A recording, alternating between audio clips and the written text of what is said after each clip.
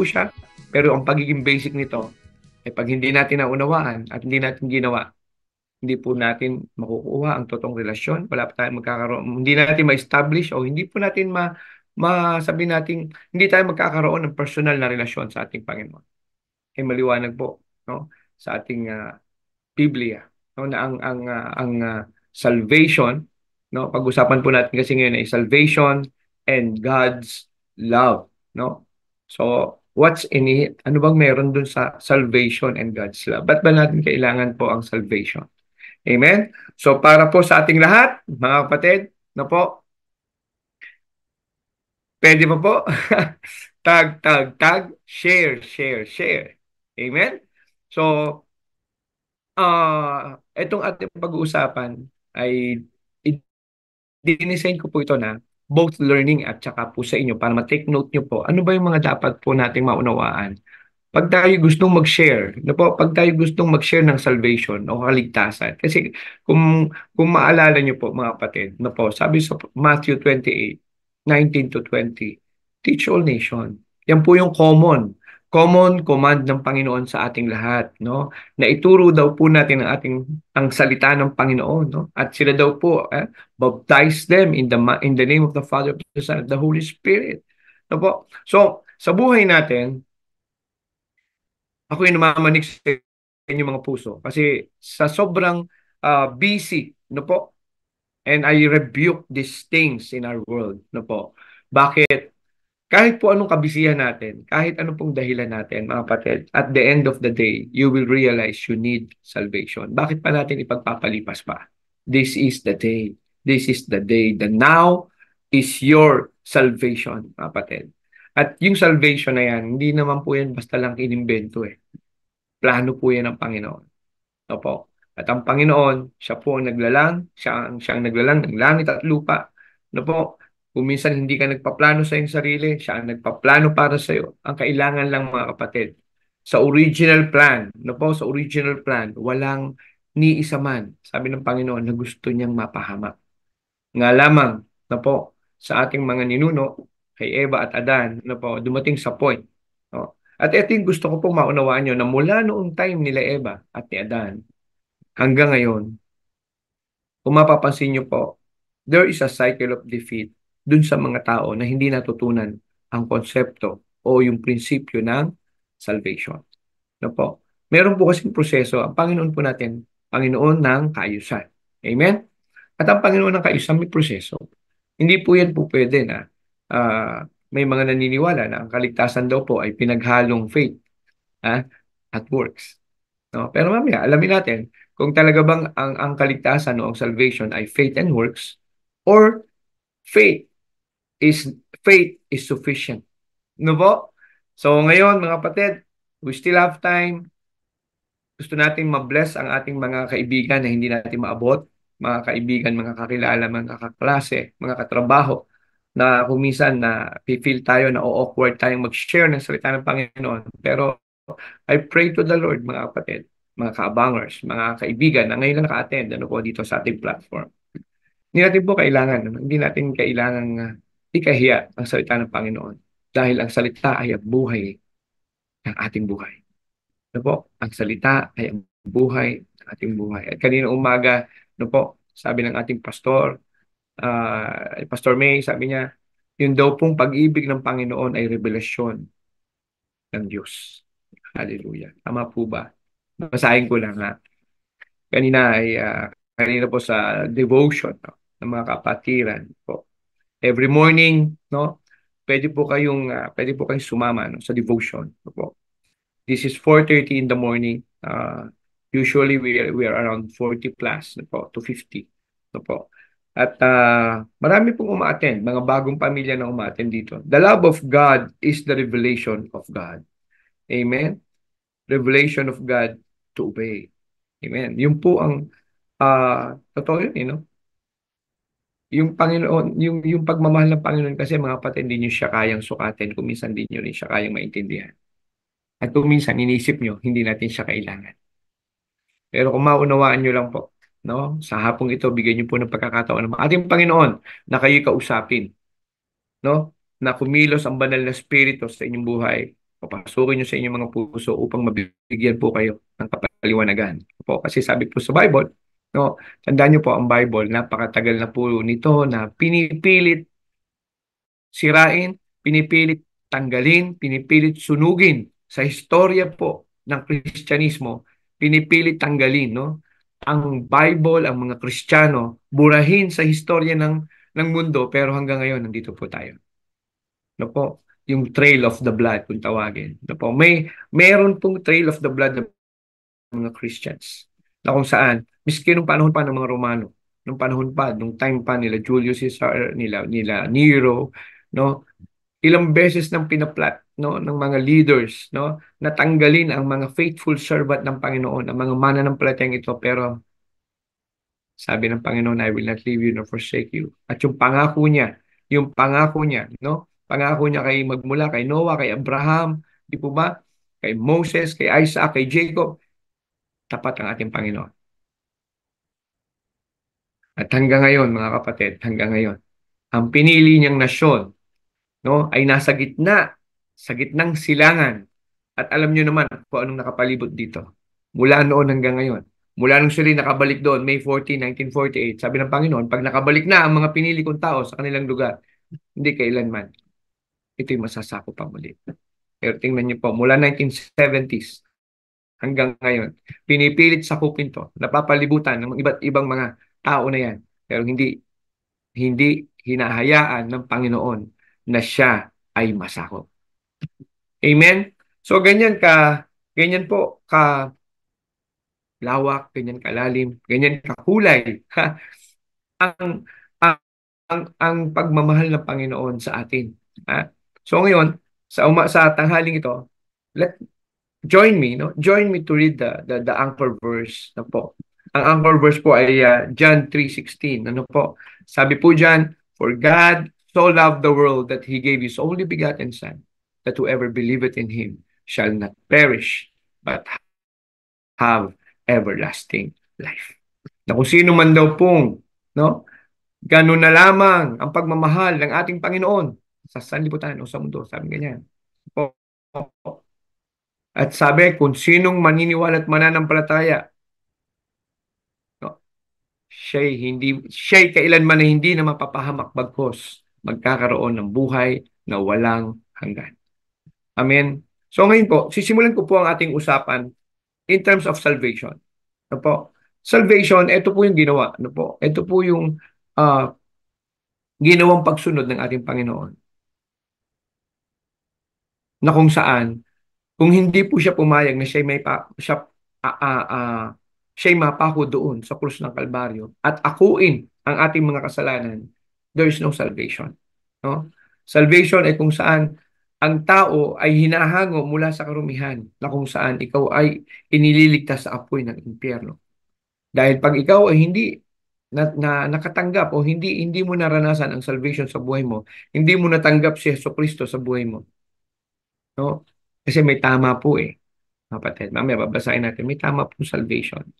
Ngayon nga lang po, uunahin natin yung ano bang purpose ng salvation? Bakit mo kailangang maligtas? No po? Tatanungin ko po kayong lahat, bakit nyo po ba kailangang maligtas? Ha? Bakit ba kailangan matutunan? No po? Bakit po ba kailangan matutunan ng mga tao na maligtas?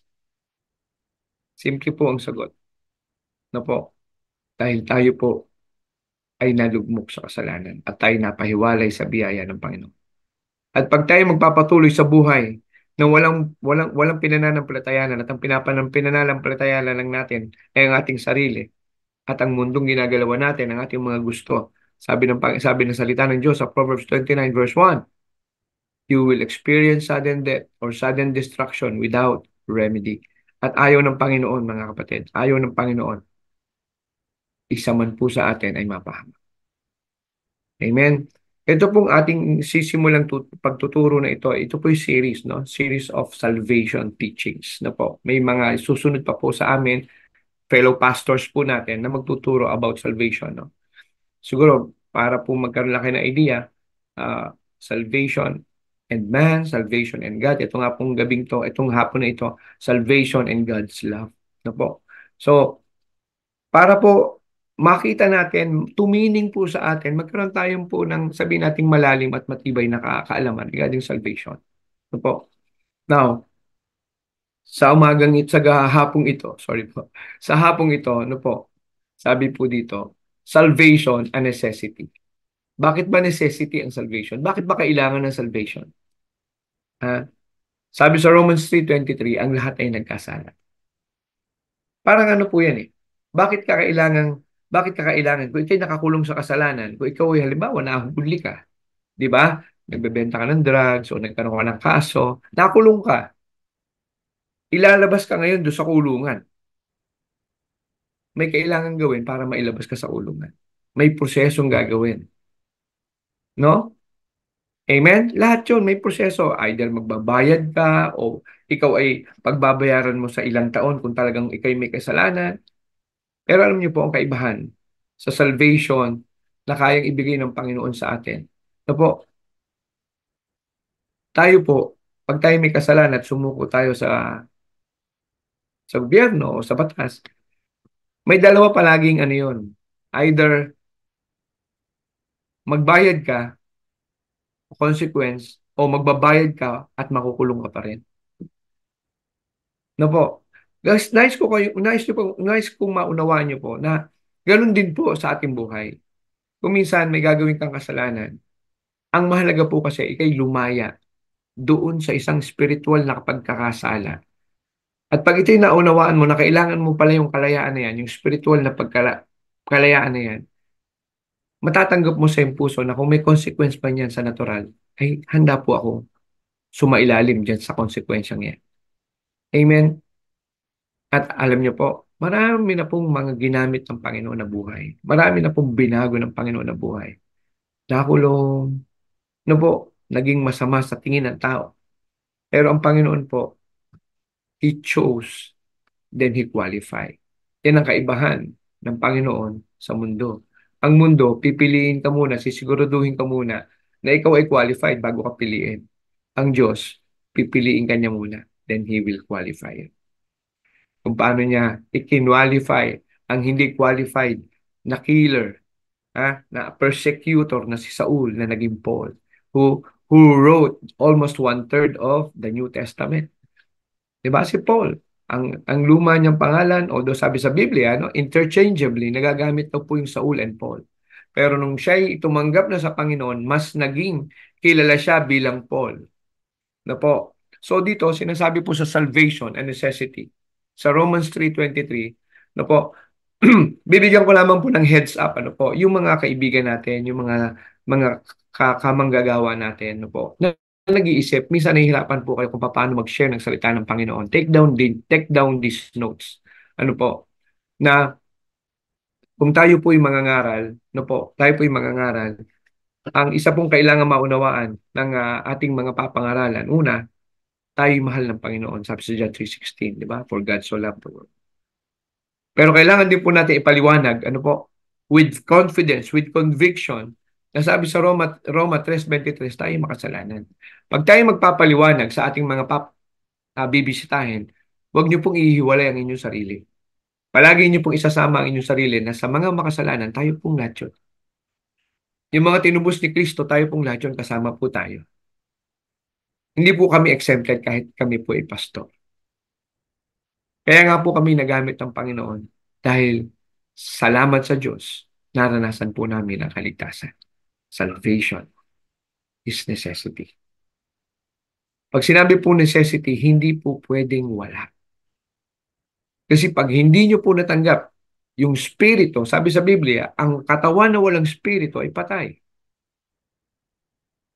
Ngayon po, hindi ko po ina-expect na sa mga bago pa lang nakikinig ay bigla nyo pong maunawaan ito. Pero ang akin lang pong hinihiling sa inyo, ako'y namamanig sa inyong mga puso.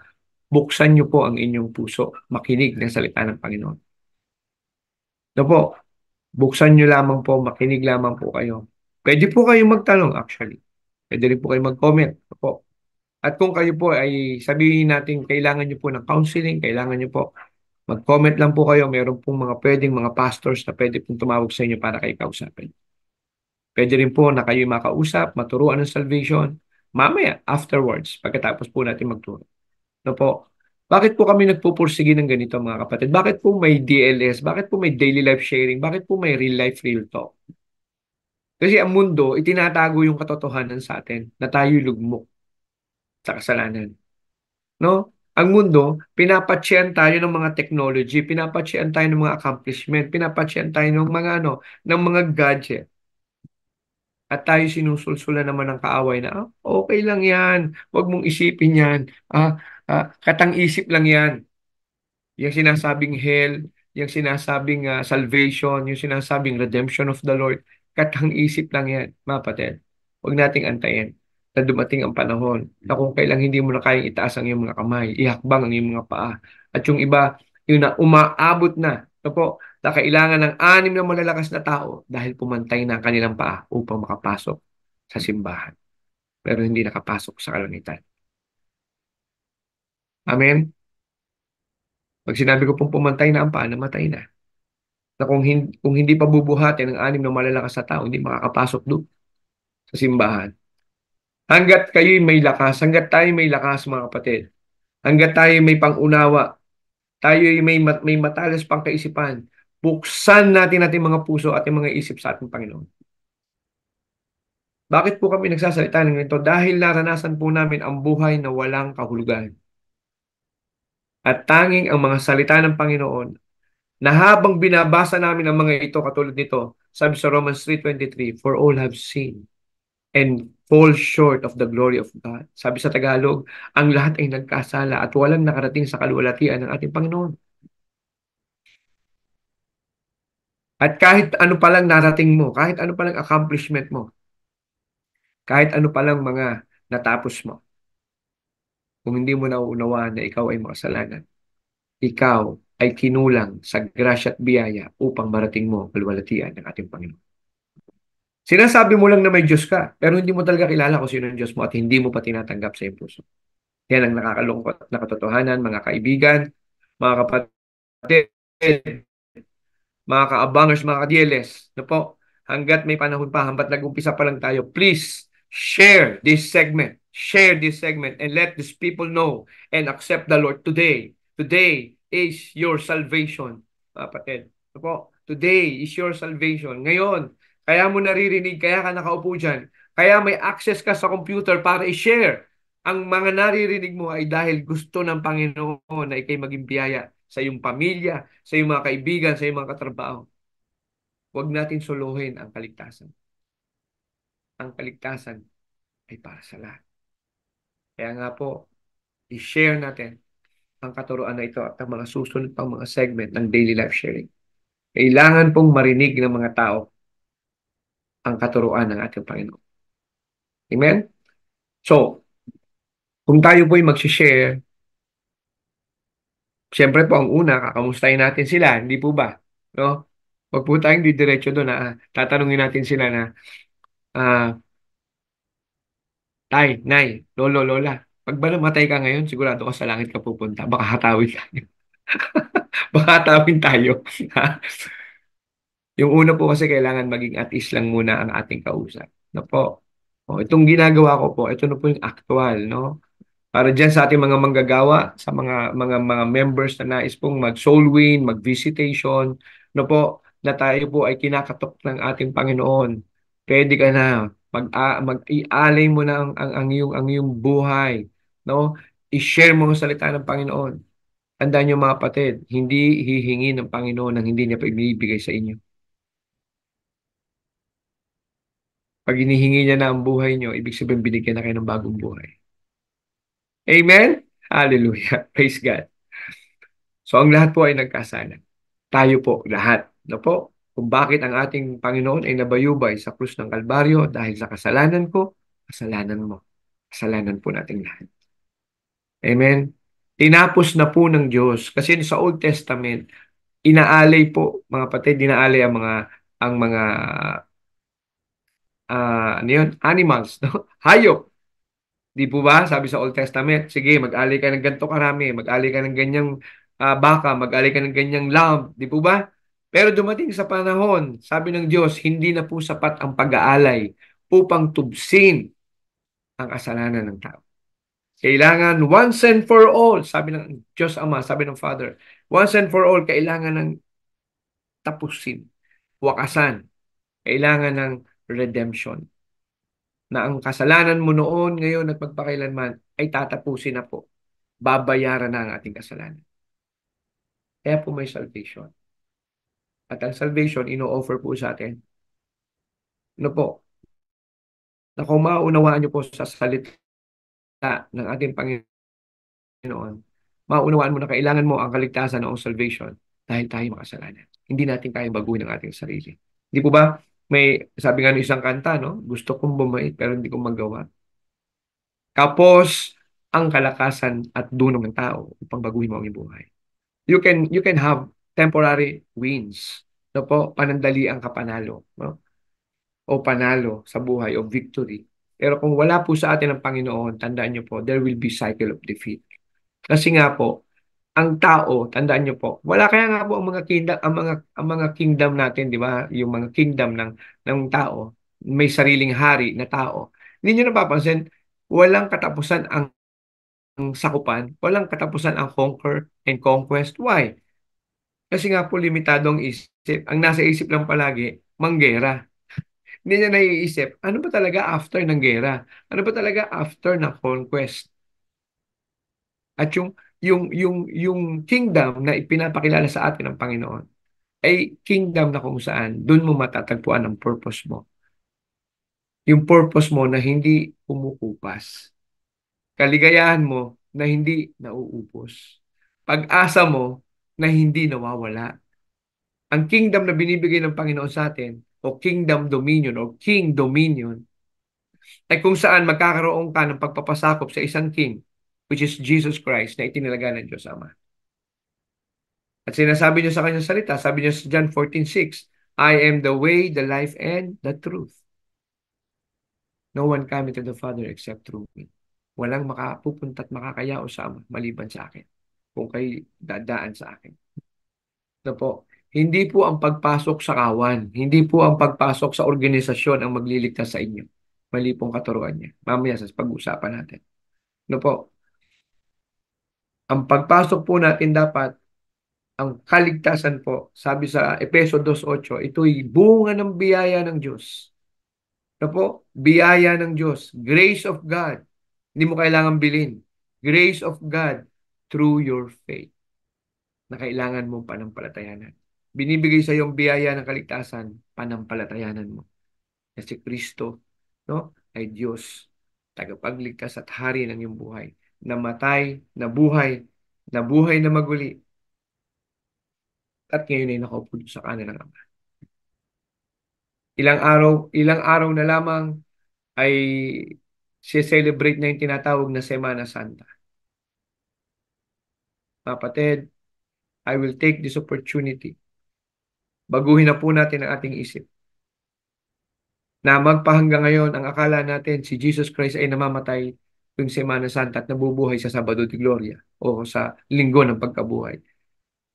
Uulitin ko po sa inyo, ito lamang po ay ritual at tradisyon na lamang, pag-alala na lamang yan. Pero hindi po totoo na namamatay si Jesus Christ sa Biyernes Santo, nabubuhay sa Linggo ng Pagkabuhay. Hindi po totoo yun. Yan po ay kailangan natin ipaliwanag. Kung sino man na nagtuturo niya, kailangan natin ipaliwanag ng may mataas na responsibilidad dahil sa Biblia sabi, tayo daw po mga nagtuturo ay mas mataas ang pananagutan. Ito po, total, nagtuturo na tayo, dituro natin kung ano po yung sabi ng Bible. Ang sabi po sa Bible, si Jesus Christ po ay namatay pero muling nabuhay. Hindi na po siya namamatay, nabubuhay ulit. Amen. Buhay po siyang Diyos, totoo po siyang Diyos. Siya ang Diyos na nagbabago ng buhay ng mga tao. Amen. So sana po maunawaan po natin yan. So number one, tayo pong lahat ay nagkasala. Ano po? At patuloy na nagkakasala. Ano po? Now, sabi dito, pride exposes our sin. Sabi sa 1 John 1:8, may mga tao po kasi, no? May mga nakausap akong ganyan tao dati na nakabase ang perspective nila na wala silang kasalanan kung wala silang nilalait, wala silang tinatapakan, wala silang inaabuso. Pero dahil hindi pa nga nila nalalaman ang salita ng Panginoon, ayaw nilang tanggapin na sila man din ay makasalanan. Ngayon, anong sabi ng Biblia sa mga taong ganito? Sabi po ng unang Juan 1, no, versikulo 8 o 1 John 1:8, if we say that we have no sin, ayan na. Di po sabi ni Pastor Walter, sabi po to ng Biblia. If we say that we have no sin, we deceive ourselves. Masakit man pakinggan, niloloko daw po natin ating mga sarili. Ano po ba ito? Pride po ito, sabi po ng Biblia, pride. Ang ayaw pong tumanggap na sila makasalanan. Dahil hindi pa po nila nauunawa ng salita ng Panginoon. Hindi pa po nila natatanggap na kailangan nila magpakumbaba. Kung ating Panginoong Hesus nagpakumbaba, wala siyang kasalanan, siya ay Diyos nagpakatao upang sagipin tayo sa ating mga kasalanan. And the truth is not in us. Sabi po yun sa 1 John 1:8. No po. Ngayon mga kapatid, pag i-share po natin to, make sure po, no? Kaya ang kailangan po kung kayo po ay papasok sa soul winning, sasama po kayo sa visitation, you pray. No po? You pray. Pray for humbleness, for meekness, katulad ng meekness ng ating Panginoong Hesus. Don't be arrogant when you know the truth from the Bible. Kasalanan pa rin yun. No po? What the world need is mercy. Kaya nga sabi po ng Panginoon, kayo'y naligtas bunga ng aking biyaya, grasya. Huwag po tayong lalampas doon. Kung meron po tayong nasyira, hindi handang tumanggap, ipagpasa Diyos po natin. Magpasalamat po tayo. Patuloy lang tayong maging mahinaw. Amen? Okay? Basta mahalaga po, alam natin sa perspektibo ng Biblia, ano po yung ating sinasabi. Pride exposes our sin. So alam niyo na po mga kapatid, alam niyo na pag ang isang tao ayaw tumanggap na siya ay walang kasalanan, okay lang naman ako, wala naman akong tinatapakan, wala naman akong sinasaktan, wala akong inaagrabyado. Yes, that's good works. Pero kahit anong sabihin po natin, may mga nagagawa po tayong kasalanan. No? Marami, no? Marami, no? At ano pa, no? Marami sa atin, lalo na po, no? Lalo na po pag marami nang nalalaman sa buhay. Marami ng experience sa buhay, marami ng narating. At po pwedeng ang mga taong ito na nagsasabing wala naman akong kasalanan ay matataas na tao, accomplished na tao. Okay? Listening? Mahalaga po to. Kasi yung ibang Kristiyano, kaya po hindi sila makapaghayag. Kasi hindi pa sila naandun sa magandang kalagayan, tapos maghahayag siya sa isang napakayaman. Anong testimony ko, Pastor, pag mayaman yung pinagahayag? Stand still. Be steadfast.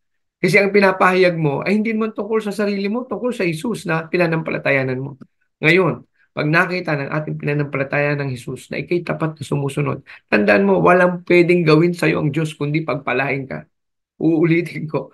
Pag tayo po'y naging tapat na maglilingkod sa Panginoon, sabi po ni David, mula nung ako'y naging bata at ngayon maputi na ang buhok ko, sabi niya, wala akong nakita na naglingkod sa Panginoon ng tapat na pinabayaan niya o hinayaan niyang mamalimos.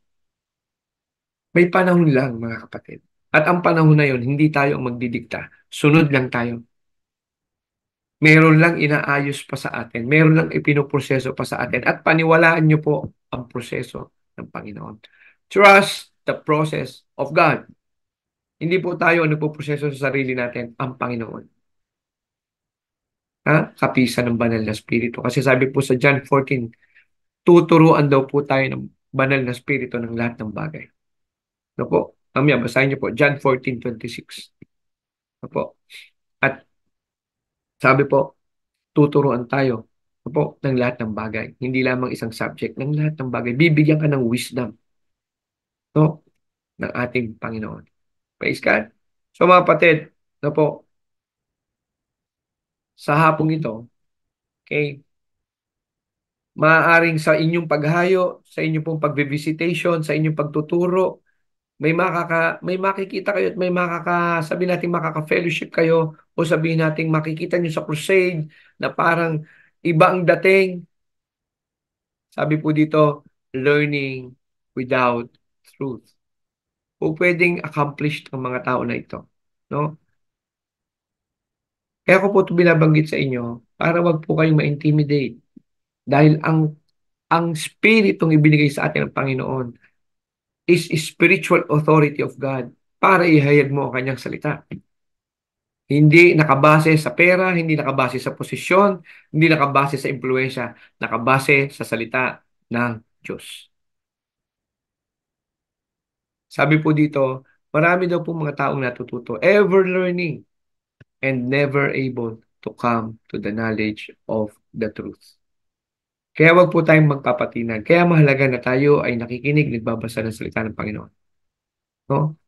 Ang tao daw po ay natututo lamang, pero hindi niya automatic na natatagpuan ang katotohanan sa kanyang buhay. Kasi sabi sa Bible, ang katotohanan ang magpapalaya sa iyo. The truth shall set you free. No? Amen? Now, salvation, restoration. Sabi po sa Mark 8:36 na po, for what shall it profit? No? Maaaring may mga hawak ang posisyon. May malaki, yung karangyaan ng buhay nasa iyo. Imagine niyo na lang po, no? Hindi ko na po isa-isahin. Yung popularidad nasa iyo. Pero sabi sa Mark 8:36, for what shall it profit a man if he shall gain the whole world? Kung kaya niya daw pong makuha ang buong mundo and lose his own soul. Amen? Don't be intimidated kung hindi ka kilala.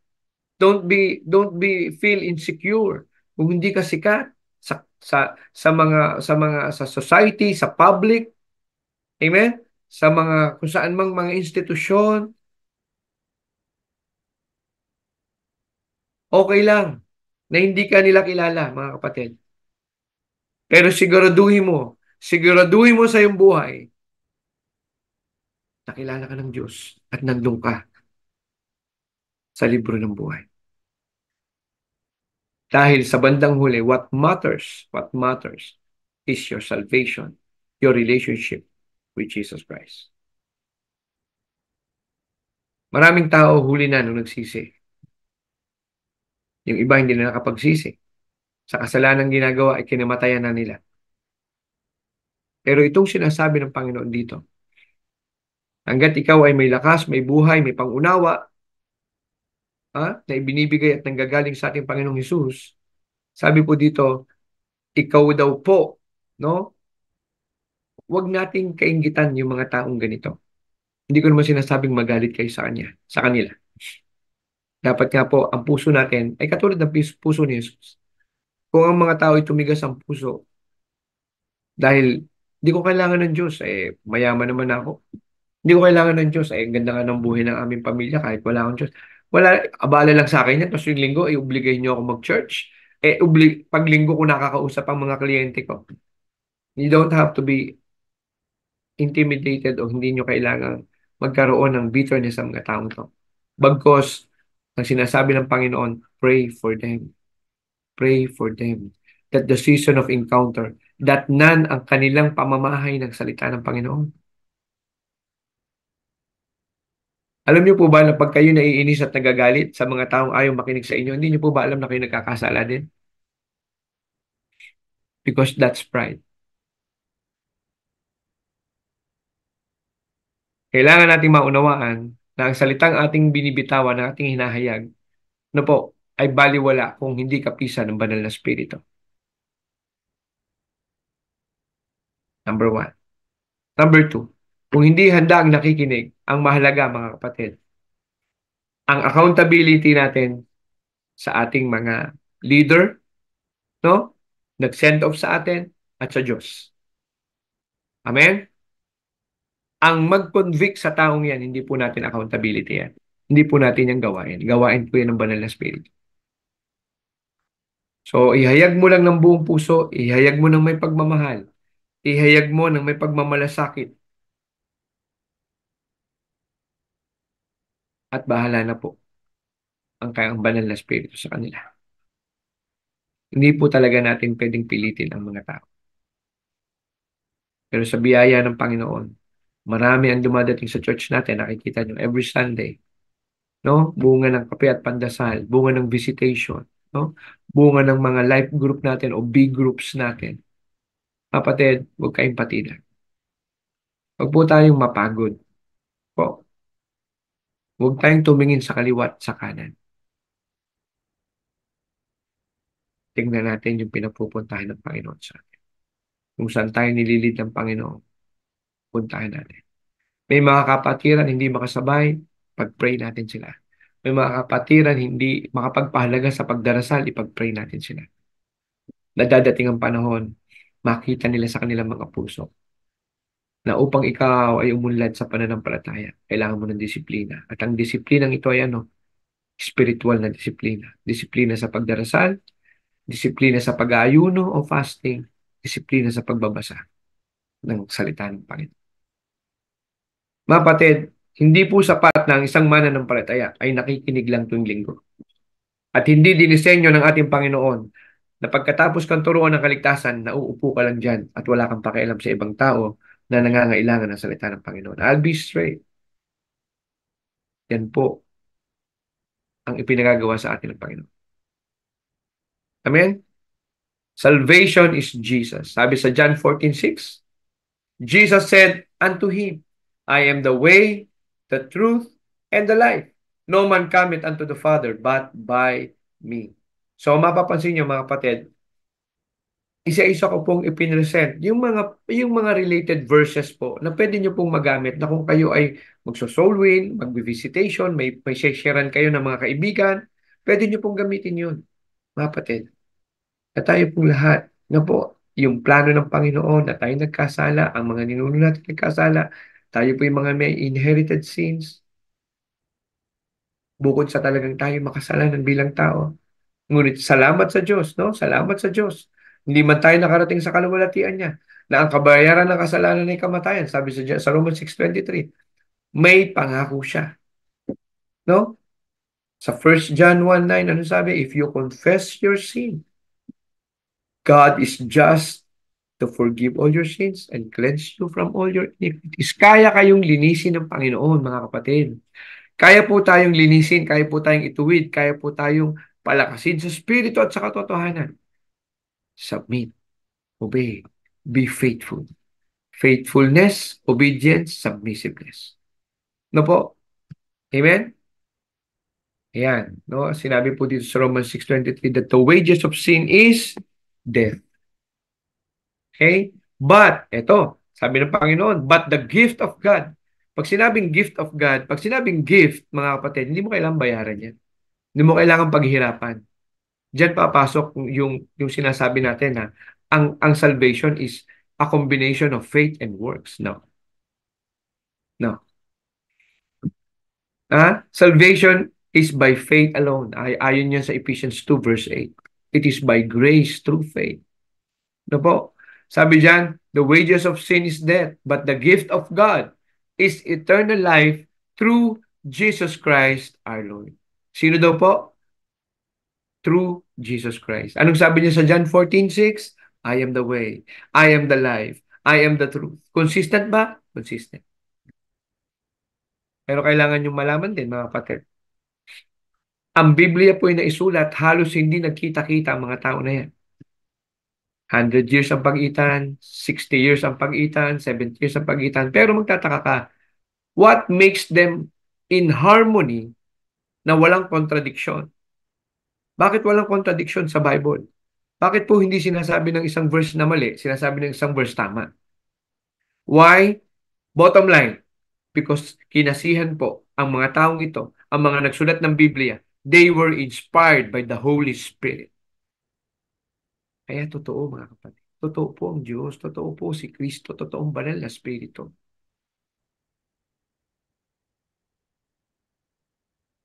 Amen? The wages of sin is death. Pero sabi niya, the gift of God is eternal life through Jesus Christ, our Lord. Amen. Hallelujah. Salamat, Panginoon. So, doon sa mga nagnanais, nagkakaroon po ng burden to share the word, no? Kahit po kayo ka-church namin o hindi po namin ka-church, isulat niyo po ang mga verses na to, mga kapatid. No? There is no exclusivity of knowledge sa salita ng Panginoon. Tandaan niyo yan. There is no exclusivity of knowledge. Walang private knowledge sa salita ng Panginoon. Hindi po totoo yun. Ang salita ng Panginoon ay hayag sa lahat. Kailangan mo lamang talagang matutunan. Magkaroon ka ng relasyon sa Panginoon. At sabi sa Biblia, tuturuan ka ng lahat ng bagay, both ng mga taong ipinadala sa iyo ng Panginoon at ng banal na Espiritu.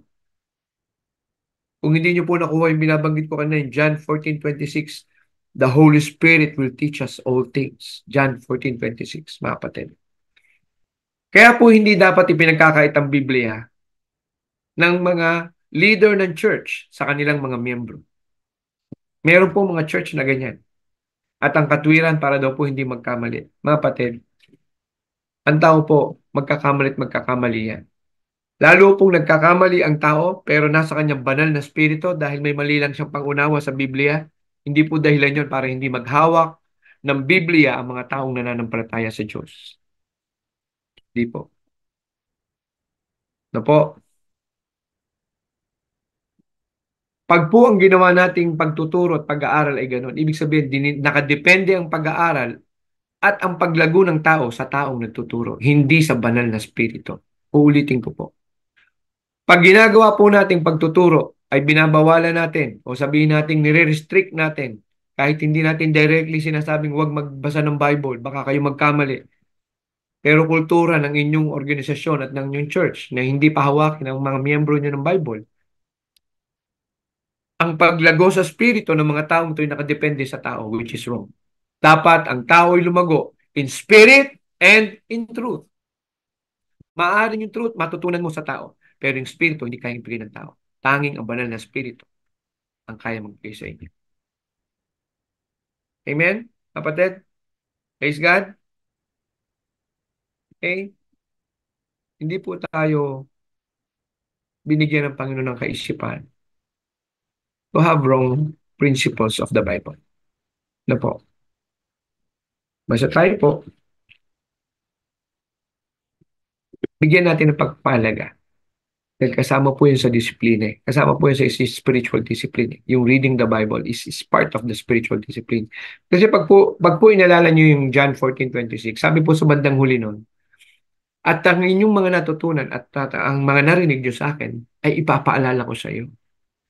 Kapatid, paano ipapaalala ng banal na spirito sa atin yung ating mga nabasa, natutunan, narinig kung wala kang binabasa? Walang ipapaalala sa iyo.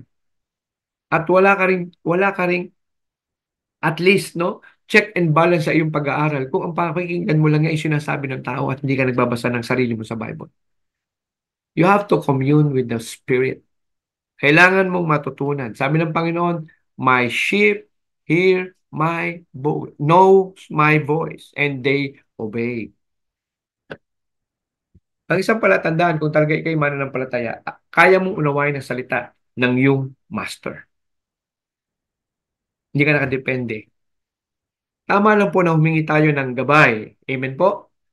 Kung tayo tuturuan, i-mentor, tama po yan. Maraming salamat. Meron po tayong mga tagapagturo, meron pong nagbe-mentor sa atin, meron gumagabay sa atin, yung mga senior pastors natin.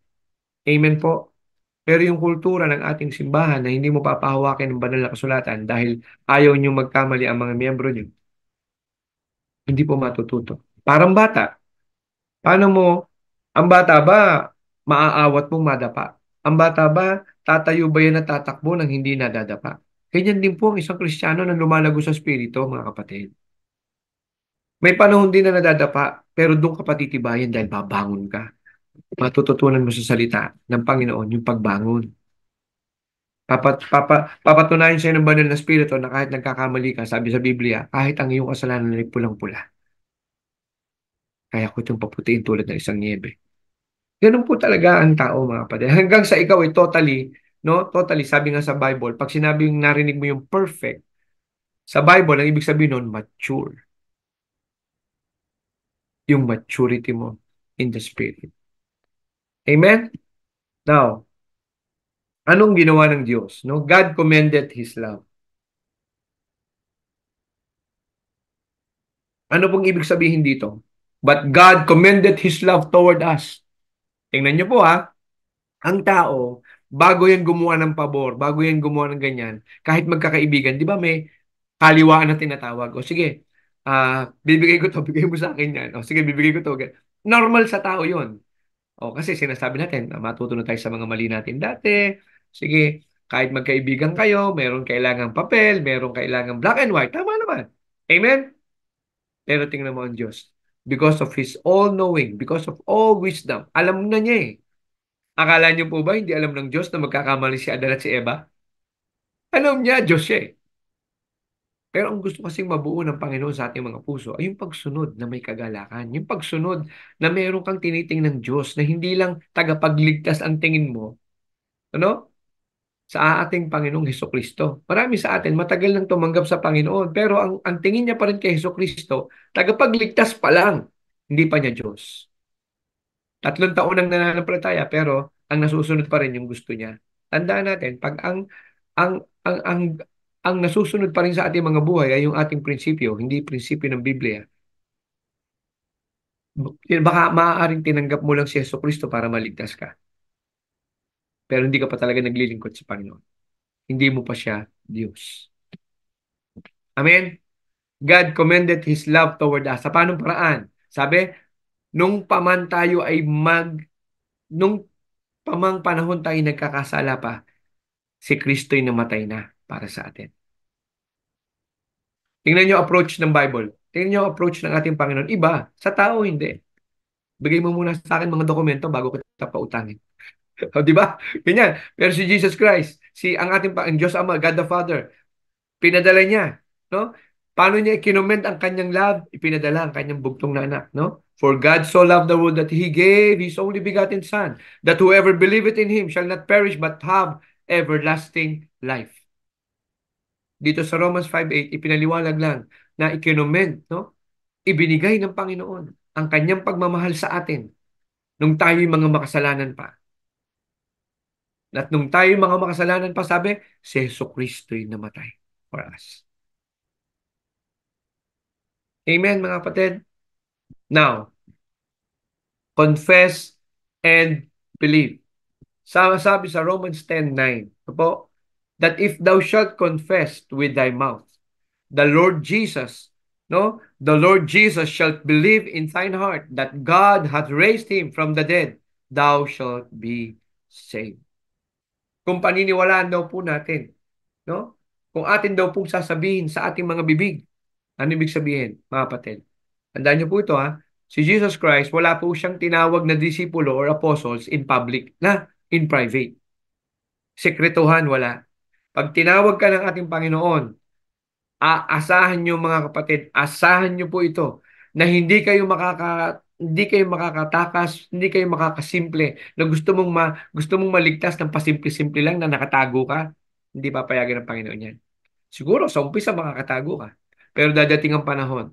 Either you break, no? Ikaw mismo ang magpakabasag dahil hindi mo susundin yung salita.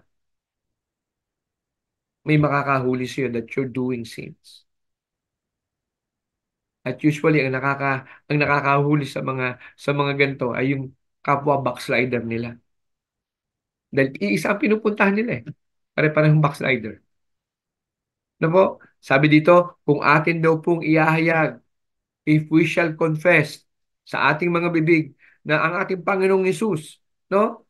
At tayo maniniwala sa ating mga puso na si Jesus ay muling binuhay ng ating Panginoon, rising from the dead, tayo daw po ay maliligtas. Alam niyo po, anong context po niyan? Faith.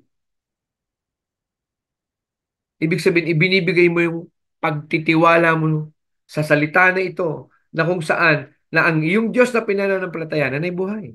Na ang iyong Diyos na kinikilala pala, sorry, kinikilala ay buhay. Na kahit hindi mo siya nakikita, sa yan ang ibig sabihin ng faith eh. Sa Hebrews 11:1, sabi sa Hebrews 11:1, faith is the substance of things hoped for and the evidence of things not seen. Kahit hindi mo pa nakikita, sabi, ito yung mga bagay na yung inaasahan, na kahit hindi mo pa nakikita, ito inyo ng pinananampalatayanan. Gone are the days, mga kapatid, let's accelerate from our faith. Huwag na po tayo maging matatakutin, masyadong makabahin. Ano kaya mangyayari bukas? Ano kaya to? Magkakasya kaya to? Ano kaya to? Ganito? In your wickedness, dun sa kakulangan, mga kapatid, sa inyong infirmities, sabi ng Biblia, dyan daw po maghahayag ng kalakasan ng Panginoon. Kasi hanggat di natin nararanasan yung pagpapaubaya sa Panginoon, mga kapatid, hindi niya talaga ipaparana sa iyo. Gano'n siya kabuti sa iyo. Ibigay mo 100%. Let the Spirit do His job to you as a believer. Hanggat ikaw ang umaako nung assurance and security na kinuha mo at tinanggap mo, hindi mo yan mararanasan from the Holy Spirit. Kasi inaako mo eh. Gusto mo, gusto mo, assured ka na may pang isang buwan kang gagastusin. Gusto mo, assured ka na mga anak mo ganito.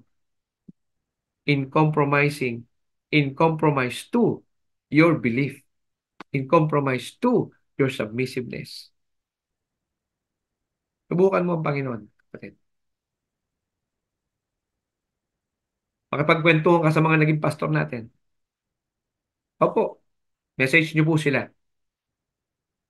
Ano ba ang mga give up nila? Po, wag na po muna kayong lumayo. Doon na lang po muna sa ating church. These people, this this this servant of God have a strong testimony, mga kapatid. Amen? Confess and believe. Ito po, paniwalaan natin. Hindi po yung nagbabasa ka lang para matuto ka, tapos para pag may natanong yung kapitbahay mo, may sasagot ka. Superficial po yan. Mag-aral ka ng salita ng Panginoon. Kaya mahalaga eh. Kaya mahalaga na matutunan mong basahin ng Biblia. Dahil hindi po tayo, kahit po tayo sabay-sabay nag-aaral na tinuturuan, iba-iba po ang facing natin. Ganon din ang galaw ng banal na spirito sa ating buhay. Sana po maunawaan niyo po ito. Na kailangan natin ng salita ng Panginoon. Ha? At dating sabi nga nung dating, what you call this one, uh, programa ng ating pastor, people need the Lord. Kailangan natin ng Diyos. Amen? Kailangan natin ng Diyos. At sabi ito sa 1 John 1:9, mga kapatid, sabi sa 1 John 1:9, God forgives and cleanse. Pastor, bakit po ang pakiramdam ko ganito? Bakit po ang pakiramdam ko ganyan? Tumanggap na po ako kay Kristo. Alam niyo po, mga kapatid, yung pong takot, yung pong lito. Tandaan niyo ha, sa 1 Timothy, sabi po, God has not given us the spirit of fear. Amen po ba? Ha? Tandaan niyo po yan, mga kapatid. Ang Panginoon, hindi po tayo binigyan ng spirit of fear. Dali lang po ha. Yan, tama po. 2 Timothy, no? 2 Timothy 1:7. No po. Sabi, God has not given us the spirit of fear, but power, love, and sound mind. Katinoan ng pag-iisip. Kaya wag po kayong magpapaniwala, mga kapatid. Wag kayong magpapaniwala sa mga tao. Isipin mo, mananampalataya ka, nag-church ka, tapos impluensyado ka ng hindi mananampalataya dahil kaibigan mo siya mula nung bata.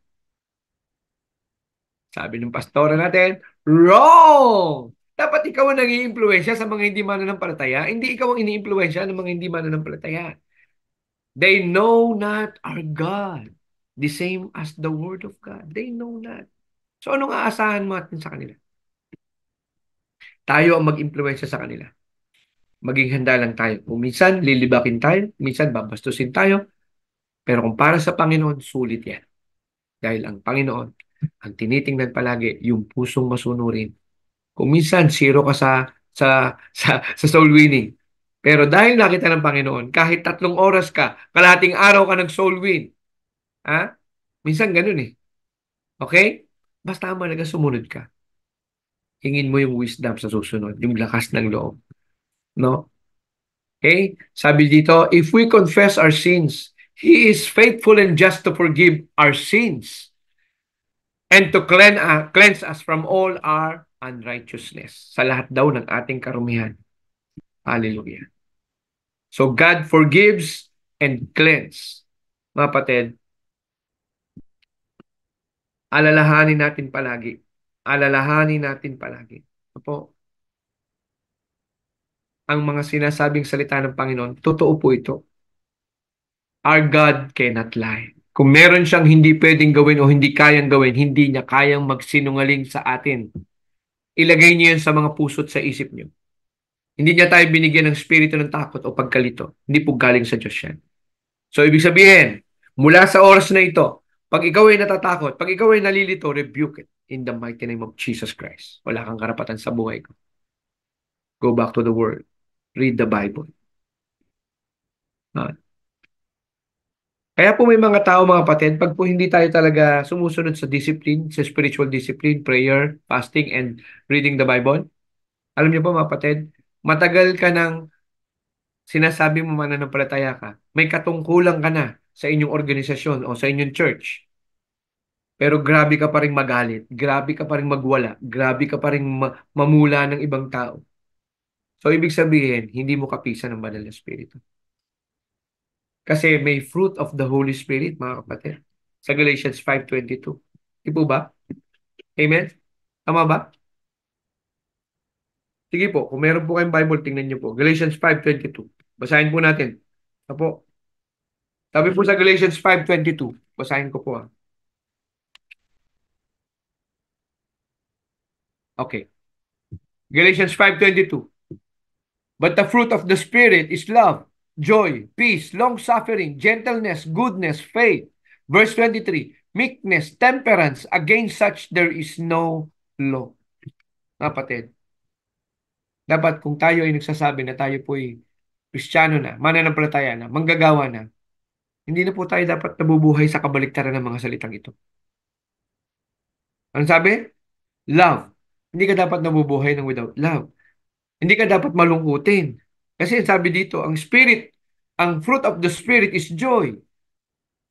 Konting may magkasakit sa anak mo, konting maubusan ng pera, nanginginig ka, hindi ka na mapakali. Saan ang peace? Saan ang peace? Ang bilis nating mauga, mga kapatid.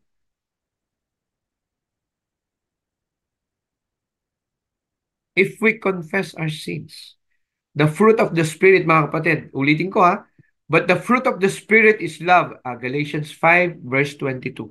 Okay po? Galatians 5 verse 22. Dapat po yung sinasabi natin na inaangkin natin na tinanggap natin sa ating Panginoong Hesukristo sa kaligtasan, no? 5 taon na po tayong leader ng church, kung anumang church. Pero grabe ka pa rin magalit, grabe ka pa rin magsalita, no? Ma-pride ka pa rin na hindi ka lang napansin, Hindi ka lang inuna sa pila. Pakiramdam mo, inuuri ka, ano yung inuuri? Inaaba. Ha? Pakiramdam mo may diskriminasyon, palagi kang kailangan mo protektahan ng iyong sarili. Alam niyo po ba yung ganyan mga tao na ikaw ang pakiramdam mo palaging kailangan mo protektahan ng iyong sarili, pagtanggol, ang tawag po dyan, orphan mindset. Orphan. Ano ibig sabihin ng orphan? Mga ulila na walang magulang. Yan ang mindset ng mga, di po ba? Totoo po yan eh. Ang mga bata pong lumaki sa kalye, kung mapapansin niyo po, hindi nila kaya agad magtiwala po dahil lumaki sila doon eh. Kailangan po nilang protektahan ang sarili nila. Pero ang sinasabi po natin dito mga kapatid, hindi natin sinasabi mali yung ginagawa ng mga orphan. Hindi po. Natural sa bata kasi na protektahan eh. Natural sa tao na protektahan ang sarili nila. Pero dito, sinasabi mo na ikaw ay may assurance of salvation. Meron kang assurance ito po, ng salvation, pero gusto mo pa rin ikaw yung nakikipag-away, nakikipagsigawan sa kapitbahay. Ha? You have to check your salvation. Tanungin niyo po talaga ang sarili niyo kung nasa inyong spirit. Totoo naman po yun. Wala namang makakapagsabi kung ligtas ka o hindi, kundi ang iyong sarili. Ikaw at ang Diyos ang mag-uusap. No po? Totoo yan. Kaya wag po kayong masyadong debate regarding kung ang salvation ba ay nawawala o hindi. Ito po, sa ibang pagkakataon pag-usapan natin. Pero alam niyo po, Tandaan niyo po ito. Ikaw ang makapagsasabi ko ikaw ay ligtas. At mapapatunayan mo sa iyong kilos gawi kung ikaw ay totoong sumasampalataya sa Diyos. Dahil kung ikaw, mula doon sa lumang buhay mo papunta sa bagong buhay, sabi sa 2 Corinthians 5:13, 14, and 17, you should be, ikaw dapat ay bago ng nilalang. Amen? Sa 2 Corinthians po yun, no? 2 Corinthians 5, no? 13, 14, 17. Hallelujah, mga kapatid. Kailangang may manifestation sa buhay mo. Natin, kasama po ako. Kung tayo po talaga ay ligtas at sinasabi natin nananampalataya sa Diyos. At sino ang ating Diyos? Ang ating Panginoong Hesukristo. Hallelujah. Kung totoong tayo nilinis na niya, kung totoong tayo naghumingi na ng tawad sa Kanya, at dahil sa paghingi ng tawad, nalinis tayo, tinanggap natin ating Panginoong Hesukristo, kailangan pong may magbago. Hindi pwede pong wala. Amen? Now, hallelujah. Dali lang po Ayan. Ayan. Okay. So ngayon, mga kapatid, di po ba salvation and God's love? Okay? Nagkaroon ng salvation dahil ang Ama, ang Diyos Ama, pinadala ang kanyang bugtong na anak. Amen po? Without the shedding of the blood, there is no redemption of our sins. Maliwanag po yan. Kung walang tumagas na dugo doon sa krus ng Kalbaryo, wala pong mga kasalanan na nabayaran. Amen po? Ano ang plano ng Panginoon? Nakalagay po yun sa John 3:16. Yan ang ating anchor verse. Sabi, for God so loved the world that He gave His only begotten Son, that whoever believeth in Him should not perish, but have everlasting life. Alam niyo po, pag inaral niyo po yan, napakaikling verse. Mamaya, hopefully matapos po natin. Napakaikling verse, pero tingnan niyo po, may 4 pong subtopic yan. So po, mamaya. Kasi diniscuss na natin yung salvation. So salvation, kaya kailangan ng tao dahil yan ang original design ng Panginoon sa atin. Tayo po ay mahango doon sa kasalanan upang tayo hindi mapunta doon. Saan? Sa dagat-dagatang apoy. At sino ang ginamit? Ang ating Panginoong Hesukristo. Na kung ikay mananampalataya, tatanggapin siya sa iyong buhay, ikaw ay maliligtas. Amen? At ang ating kaligtasan ay hindi bunga ng inyong gawa. Sabi sa Ephesians, no? Ephesians 2, babasahin po natin. Kasunod na po ito. Ito po. For God so loved the world, ito yung plano ng Panginoon, that He gave His only begotten Son. This is the plan of your salvation, that whosoever believeth in Him should not perish, but have everlasting life. Mamaya, hihimayin po natin yan. Amen. So mga kapatid, po, mahalaga na maintindihan natin to. Now, salvation by grace through faith. Uulitin ko po. Sa biyaya ng Panginoon, at kung tayo nananampalataya ng salita ng Panginoon, po, ay sufficiente. Meaning, not sufficient, pero correct, tama. No? Sup- Sufficient, correct, sa atin, kung naniniwala po tayo dyan, ayan po ang sinasabi sa Ephesians 2:8. That salvation is by grace through faith. Yan, basahin po natin. For by grace are ye saved through faith. Ikaw ay naligtas, biyaya ng Diyos, bunga ng ating mga bunga ng ating pananampalataya. And that not of yourselves. Alam niyo po, grabe ang talino ng Panginoon. Kung ginawa ng Panginoon, no? Naalala niyo po dati noong panahon ng Kastila, may tinatawag na indulhensya. Pag ikaw ay malaki magbigay ng indulhensya, mabilis ka daw makakarating sa langit. O, ganyan yung ibig sabihin niyan, ng not of yourselves. No po, kaya kung meron pong nakakapakinig ngayon ng katuroan na ito, na magpahanggang ngayon naniniwala po kayo ng kaligtasan, ang salvation, ay bunga ng pananampalataya at gawa, it's about time. Kaya nyo po naririnig ito dahil gusto ng Panginoong maitama ang inyong pananampalataya. Amen? Tayo'y naligtas, bunga ng biyaya, biyaya ng Panginoon, bunga ng ating pananampalataya. And that not of yourselves, it is the gift of God. Inulit po, it is a gift of God. Verse 9, not of works, hindi ng inyong mga gawa, lest any man should boast, upang hindi kayo makapagmayabang. Amen? Verse 10, for we are His workmanship, no? Naalala ko, topic to ni Pastor sa Australia, isang araw. No po? For we are your workmanship created in Christ Jesus unto good works. Kapatid, pag ikaw ay sinasabi mong nananampalataya ka sa Panginoon, pero masaya ka pa rin gumagawa ng mali, you have to check your salvation. Kasi ang tao po na tumanggap na sa Panginoon, may grieving of the Spirit. May nararamdamang sakit pag may ginagawang mali. May konsyensya, may kumukurot sa puso. Pero pag ikaw, may ginagawa kang mali, kasi walang kurot sa puso, ibig sabihin walang spirito dyan. You have to check your salvation. Kung kailangan yung humingi ng tawad ulit, mamaya, I can lead you. Mamaya, pwede tayo mag-pray. No?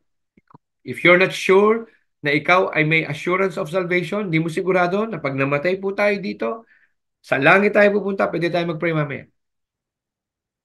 Be sure, mga kapatid. Be sure. No reservation when you pray. No reservation. Pag humingi tayo ng tawad, damahin nyo sa inyong puso. Pag tinanggap natin ang ating Panginoon, damahin nyo sa inyong puso. Amen? Okay? So ulitin natin. For we are His workmanship created in Christ Jesus unto good works which God hath before ordained that we should walk in them. Dapat daw po nating lakaran, mga kapatid. By faith. Ha? By faith. Aanin mo nga naman ng pananampalataya kung nakikita mo na. Hindi mo na kailangan ng pananampalataya. Pero alam niyo po, hinahamon ko po kayo. Especially doon sa mga tao na ngayon pa lang po nakakarinig ng salita ng Panginoon. Pag hinayaan niyo po ang salita ng Panginoon sa inyong buhay, pumasok sa puso niyo, malakaran niyo, unti-unting nararamdaman niyo nagbabago kayo, unti-unting nararamdaman niyo kaya niyo nang pigilan ng mga sinasabi niyo.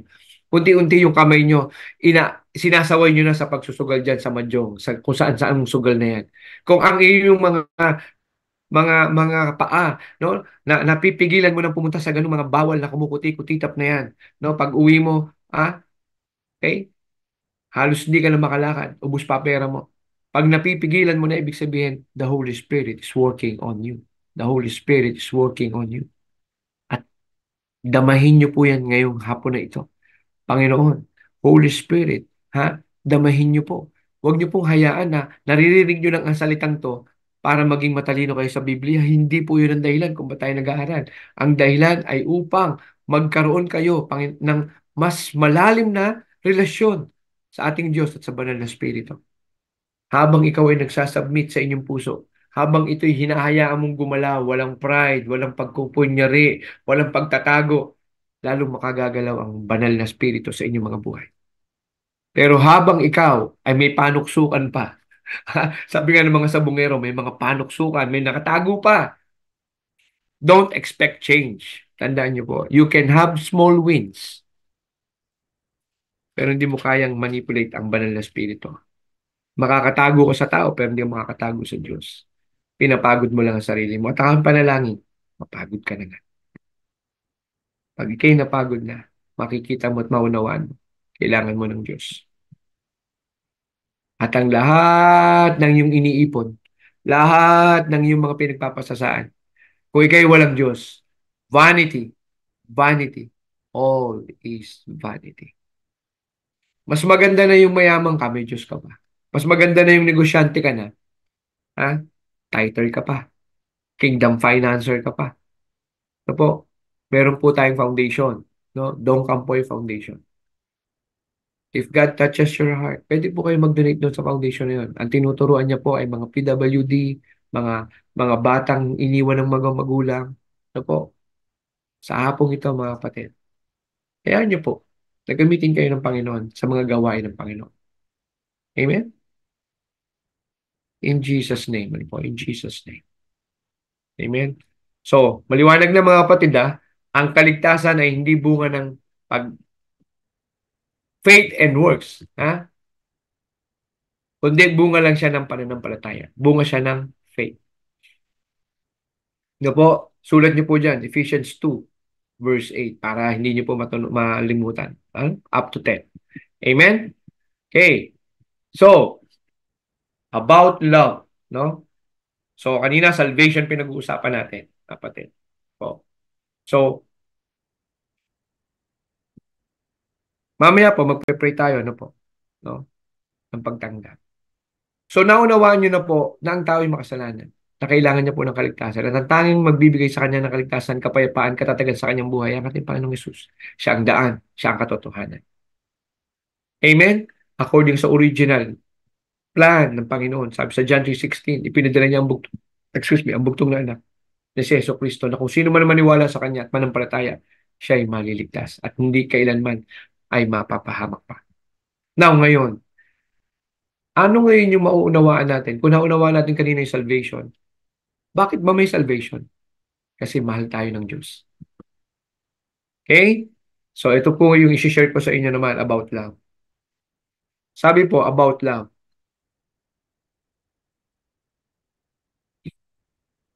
The truth is that on this, as on everything else, every thoughts need to be formed and regulated by what is revealed in Scripture. Alam niyo po kung bakit? Pababa ng pababa.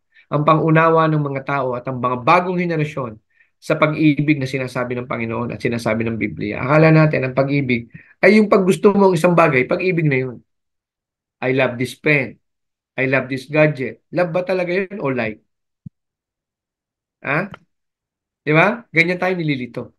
Kaya, kung naikukumpara mo ang love, kung tinatanggap mo ang love, kahalintulad ang bagay, huwag ka magtaka na ang pagmamahal na nanggagaling sa Diyos ay maitatrato mo lang din o mabavalue mo lang din na isang bagay. Ako niyo po, ganyan nanlilito ang kalaban. Ganyan niya tayo nililito. Na pag hindi mataas ang iyong spiritual filter, mahina ka sa salita ng Panginoon. Dahil naniniwala po tayo na tayo magkakamali pag nagbasa ng solo. Kung tayo po may pinagpapasakupan, pwede pa rin po tayo magbasa. Hindi naman po pinagbabawal magbasa ng Biblia. Ano po? Amen? Ha? Tandaan nyo, ang paglago ay hindi nanggagaling o depende sa taong nagtuturo. Ang paglago ang nagbibigay ang banal ng Espiritu. Di ba sabi? Tao ang nagtatanim, tao ang nag-aalaga, pero sino nagpapalago? Ang Diyos ang nagpapalago. Ang Diyos ang nagpapalago. Kung kayo po ipapalagoy ng isang tao, limitado. Kasi kapangyarihan lang ng tao yun. Pagka hindi nyo na-encounter ang Holy Spirit through the reading of the Bible or praying or communion, you have to experience it. No? Kailangan nyo pong maranasan yung karanasan ng mga totoong nananampalataya sa Diyos. My sheep hear my voice and they obey. Amen? That there is urgent, no? Sabi dito, that there is urgent need, for this is apparent not only from the ignorance which so generally prevails. Ang kalaban naman natin talaga ay hindi kasalanan, mga kapatid. Alam niyo po, naituro na po ito ni Pastor Dong, no? Ang totoo po talaga nating kalaban na yung ignorance natin, na hindi natin nauunawaan ang salita ng Panginoon o yung totoong disenyo ng Panginoon sa ating buhay. So, kaya ako po, iniinganyo ko rin po kayo. Balikan nyo po yung mga segment ng DLS. Marami po kayong matututunan. Ano po? Mga nagturo long before, no? Mga 2, 3 years. Pakinggan nyo po yun, yung DLS natin na yun. Marami pong naituro doon na talagang kailangan ng mga tao. No? Because people need the Lord. No? That there's urgent need, this is apparent not only from the ignorance, which so generally prevails. Kita nyo? Nangyayari daw po talaga. But also from the low state, mababang kalidad ng espiritualidad, which is now so sadly evident everywhere among professing Christian. Nakaklong. Kristiyano na. Spiritually low pa rin. Kristiyano na. So, ibig sabihin, mga kaabangers, mga ka-DLS, mga kaibigan, kung ang Christian kaya pong lituhin at paglaruan ng kalaban dahil hindi tama ang pag-iisip, kulang sa karunungan. Sabi nga sa Hosea 4:6, di ba? Sabi po, tandaan niyo po ito ha. Sabi sa Hosea, uh, yeah, Hosea 4 verse 6, sabi, My people perish because lack of knowledge. Kaya po mahalaga na tayo matutong mag-aral, mga kapatid. Mag-invest po tayo. May mga Biblia po na pwede kayong maturuan. Pero wag po kayo magdidepende sa inyong sarili lamang, ha, mga kapatid. Ha. Kailangan po talaga may nagme-mentor sa atin. Pero gusto ko pong masabi sa inyo na pwede po kayo mag-aral. No? Pag mayroon kayo hindi naintindihan, magtanong po kayo sa pastor. Ano po? So ngayon, mga kapatid, ano po? Ayan. Amen? So, kung meron po kayong mga nais na komento o, ayan, sabi ni Socorro Broquesa, thanks God at binisita ako ng mga lingkod ng Diyos. Thanks God sa grace ng fellowship ng lingkod ng Diyos. To God be the glory. Amen. Yan. Amen, no? Ganyan po talaga, no? Pagka, ayan, sila Ate Shoni po pala ang nagpunta sa kanila, no? Sa taga Villamor, ha? Salamat sa Diyos, no? Amen, amen, amen, amen, amen. Salamat po. Amen. So mga kapatid, ano po, ang pagmamahal ng Panginoon ay wag natin iwalang bahala. Kasi pagka po ang pagtanggap natin sa pagmamahal ng Panginoon ay yung alam mong araw-araw lang yan. Very very familiar ka na po sa pagmamahal ng Panginoon. Hindi mo siya binibigyan ng mataas na paggalang, pagsasaalang-alang at respeto. Ang tawag natin diyan yung spirit of familiarity. Kaya nga iisahan tayo ng kalaban. Intindihan po ba natin? Ito po. Kaya po naiisahan tayo ng kalaban. Amen? So ngayon, pag-umpisa po tayo dito. Sabi dito, For God so loved the world that He gave His only begotten Son. No? Kanina pa po natin ito sinasabi. That whosoever believeth in Him should not perish but have everlasting life. No? Dali lang po ah. Yan. Sige po, pag-usapan natin to. Salvation and God's love. Okay? The God of love, the love of God, the vessel of love, and the vessel of God. Makikita nyo, lahat yan, lahat ng subtopic niya, nakapaloob lang yan sa John 3:16. Napakalalim, napakalawak, napakabuti ng salita ng Panginoon. John 3:16. Amen? Yan po yun. For God so loved the world that He gave His only begotten Son, that whoever believeth in Him shall not perish, but have everlasting life. Now, ito po, dali lang po ah. The God of love. Paano pinatunayan ng Panginoon? Sabi ng Panginoon sa kanyang salita, For God so loved the world. Paano niya pinatunayan ang kanyang pagmamahal? He gave His only begotten Son upang maging vessel ng pagmamahal. That whosoever believeth in Him, ano mangyayari? Should not perish. Anong intensyon ng pagmamahal? Huwag mapahamak ang tao. The vessel of God but have everlasting life. No po, maging ehemplo tayo, maging vessel po tayo ng mabuting balita, magandang balita, at nagsalita ng Panginoon. Now, let's dive in, mga kapatid. The God of love. Sabi po dito, For God so loved the world. No po, God doesn't just love.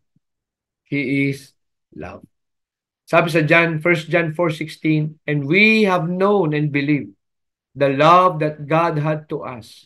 God is love. And he that dwelleth in love, dwelleth in God, and God in him. Ito po yung binabanggit ko kanina, mga kapatid. Na sinasabi mo na ikaw'y nananampalataya sa Diyos, na ikaw ay nananatili sa Diyos, pero hindi makita yung pag-ibig. Bakit po kaya? Tandaan niyo po, mga kapatid. Pag meron ka pa rin hindi pagpapatawad, unforgiveness, o paghingi ng forgiveness, may kinikimkim kang galit, no? 3 dekada na, 2 dekada na, mga kapatid, let it go. Ngayong hapong to, naririnig mo ang salitang to ng Panginoon upang ikaw ay palayain na dyan sa galit na yan, sa kabigatan na yan. Mas masarap mamuhay kung ikaw ay may pagpapatawad at pag may pagmamahal. Kasi yun ang Panginoon. Yun ang pinakang dahilan ng Panginoon kung ba't ipinadala ang ating Panginoong Kristo. For God so loved the world. Yan po yung God's love. Na kahit ang kanyang bugtong na anak ay hindi ipinagkait sa atin.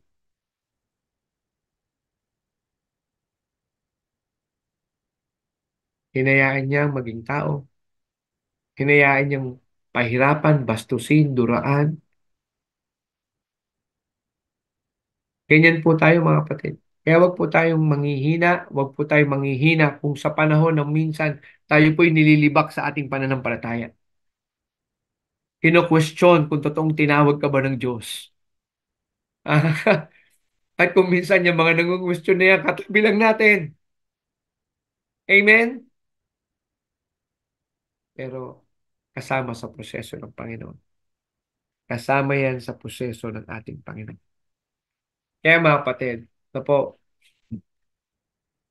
God's love, pinatunayan niya yan nang ibinigay niya sa atin ang kanyang bugtong na anak. Amen? Ito yon, no? Sabi po dito sa 1 John 3:1, Behold, ano daw pong klase ng pagmamahal to? Ng isang ama, no? Ng isang ama, Father had bestowed upon us na ibinigay sa atin that we should be called the sons of God. Na kung tayo tatanggap, na kung tayo hihingit magsisisi sa ating mga kasalanan at tatanggapin si Yesu Cristo na ating Panginoon, tayo daw po ay ano po, magiging mga anak ng Diyos. Tayo ay magiging katulad ni Yesu Cristo na tagapagmana. Co-heir, sabi sa Biblia. Co-heir. Pare-pareho po tayong tagapagmana ng kaharian. Therefore, the world knoweth us not. Yan. Sa mga po mga workers, maunawaan nyo to kung bakit minsan mahirap pong pumasok. Ano? Actually, yung hirap nandito yan. Eh. Kasi ang salita po, mahirap pigilan yan. Yung katawan, mapipigilan. Pero ito hindi, yung salita. Amen. Kaya nga po, si, ano po, no? Kwento ko lamang po, no? Si brother, Kapitan Bonnie, no po, Socias. Alam naman natin ang nangyari kay Kapitan Bonnie, no? Nagkaroon po siya ng mild stroke. Pero ito ang ginamit ng Panginoon sa kanya. Maabot niya ang mga kapatid niya.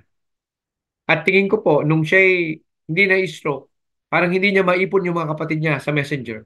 Pero nung siya na-stroke, ginamit niya, no? Minaximize niya yung pagkakataon ng mga kapatid niya nakakausap niya to preach, to share the gospel of God. Hallelujah. Alam niyo mga kapatid, yung infirmities natin, hindi yan pagkaawa lang. Huwag po na tayo maawa sa sarili natin. Patuloy nating gamitin yan upang maabot ang ating mga mahal sa buhay. Amen? Napigilan man ang ating mga katawan para kumilos, ang bibig hindi kayang pigilin talaga. Hanggat hindi kinukuha ng Panginoon yan sa'yo, ibig sabihin, yan ang sinasabi niya sa'yo, yan ang gawin mo na. Hindi ka man makapagmaneho ngayon, hindi ka man makapaglakad ngayon, hindi ka man makapunta kung saan-saan. Kaya mong gamitin ng technology, kaya mong gamitin ang iyong sarili, ang iyong boses para makapaghayag ng salita. And I believe, binibless. No? Binibless ang pamilyang to, binibless ang mag-asawang to. No po. I don't need to specify kung ano pong mga blessing ang tinanggap nila or recovery sa kanilang mga buhay. They are being recovered by the Lord. No? Pag hinog na ang Panginoon, ang hinog na ang panahon, this couple will tell the story of their life. No? Panibagong testimonya na magpapalakas po sa lahat natin. So dito, sinasabi po dito sa 1 John 3:1, Behold, no? Anong klaseng pagmamahal? Mga kapatid, tinanong niyo na po ba yan? Ako, natanong ko na yan dati. Na kahit anong tigas ng ulo ko, kahit anong pagsisinungaling ko sa ama ko, sa daddy ko, daddy pa rin. Ang daddy ko, yung pa rin siyang, oh, nak, mag-ingat ka sa ganyan, nak, ganito, nak, ganyan, nak, ganito. At alam niyo po, nung time na hindi ako nakakauwi, dahil na-wanted nga po ako, dahil ako po, alam niyo na po, yung aking lumang buhay, na ako'y napasama dun sa mga lefties, hindi po ako nakakauwi ng Laguna. Ang tatay ko po, naghahatid ng baon ko sa school. Ang tatay ko po ang lumuluwas para mabigyan ako ng baon. Ganyan ang tatay ko. So, magtatanong ka, anong klaseng pagmamahal ng tatay meron to? Ganyan din po ang pagtatanong sa ating Panginoong Hesus. Anong klaseng pagmamahal na kung siya mismo pinadala ang kanyang bugtong, hindi ipinagkait ang kanyang bugtong na anak sa atin upang tayo magkaroon ng buhay na kaaya-aya. Tapos tayo nakapag-aral lang, gumraduate lang ng college, ayaw na maniwala sa Diyos. Oh my goodness. Kasama na po ako dyan dati. Hindi pa nga ako nakakagraduate, wala na akong Diyos eh. No? Mas mayabang ako noon. Yung iba gumraduate na bago na wala ng Diyos. Ako hindi pa gumagraduate, wala na talaga akong Diyos. Pero salamat po. Glory to God, no? Glory to God. Ako man po'y nakatatayo, nakapagtuturo. Wala po ko inaangkin. Sa Diyos po lahat ito. Sa Diyos po lahat ito. Amen? Hallelujah. Man, the love of God. Sabi niya, He gave His only begotten Son. Sabi niya sa 1 John 4:9, in this was manifested, yung daw pong pagmamahal ng Panginoon toward us, because that God sent His only begotten Son. Ipinadala daw po ang kanyang kaisa-isang anak into the world that we might live through Him. Woo! Upang tayo'y mamuhay, no, sa pamamagitan niya. Now, mga kapatid, yung kulay green po, yung nakalagay ay we might live through Him. Gusto ko pong bigyan nyo saglit ng tuon, ng pansin. Yung green, we might live through Him. Okay? Bakit hindi sinabing surely we will live through Him? Bakit sinabing we might live through Him? Eh kung mahal tayo ng Panginoon, bakit hindi niya sinigurado na tayo mabubuhay sa pamamagitan ni Hesus Kristo? Okay. Listening, mahalaga po ito. May kaugnayan ito sa ating will. Kaya ang ginamit po dyan ay we might live through Him dahil alam ng Diyos noon pa man, sa unang Juan, nung sinusulat pa lang ito, alam na ng Diyos, ini-inspired niya ang taong ito na hindi mo pwedeng gawing absolute dahil ang tao ay may will. Dahil ang tao ay may freedom to choose. Nakita niyo po kung gaano katalino ang Diyos at kung paano niya tinuturuan ang mga tao nagpapasakop sa Kanya. See? Kaya sinabing we might. Bakit hindi surely? Bakit might? Dahil alam ng Panginoon na pwedeng ang isipan ng tao ay magbago na hindi tanggapin si Kristo sa kanilang mga puso. Alam niya yon. Kung paano niyang alam na magkakasala si Adan at Eva, alam niya rin ang bawat isa sa atin. Nakikinig po kayo? Ang bawat isa sa atin ay nagkakasala. Alam ng Panginoon yan. He is an omniscient God. He is all-knowing God. He is omnipresent God. Kung saan ka man nandun, nandun nun. Alam. Sa lahat ng, kung kaya mong i-contain ang Diyos sa test tube para mapatunayan, sa mga nangungwestiyon, sa mga scientist, hindi naman scientist, pero mga scientist na po kasi ngayon na naniniwala na sa Diyos.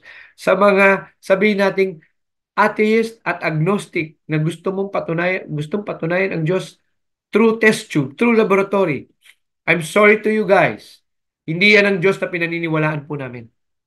Ang Diyos namin ay hindi kayang i-contain sa test tube. Ang Diyos namin ay nasa lahat ng sulok. Alam niya ang lahat ng nangyayari. Nasa ang lahat ng mangyayari. Alam na niya. He is all-knowing God, omniscient, omnipresent God. Ibang Diyos po ang hinahanap niyo sa amin. Hindi yan ang Diyos na aming pinananampalatayanan. Ang Diyos namin, makikita niyo po, buhay sa aming mga puso. Buhay sa mga buhay na binago niya. Hindi namin kayang patunayan in science, maybe do sa test tube na gusto nyo, para makita nyo ang aming Diyos. Hindi. Pero papatunayan namin sa bawat isa sa aming pamumuhay. Faith without work is dead. Yan po ang konteksto ng Santiago, ng James 2, verse 17 and 20. Hindi po about salvation ang sinasabi doon, mga kapatid.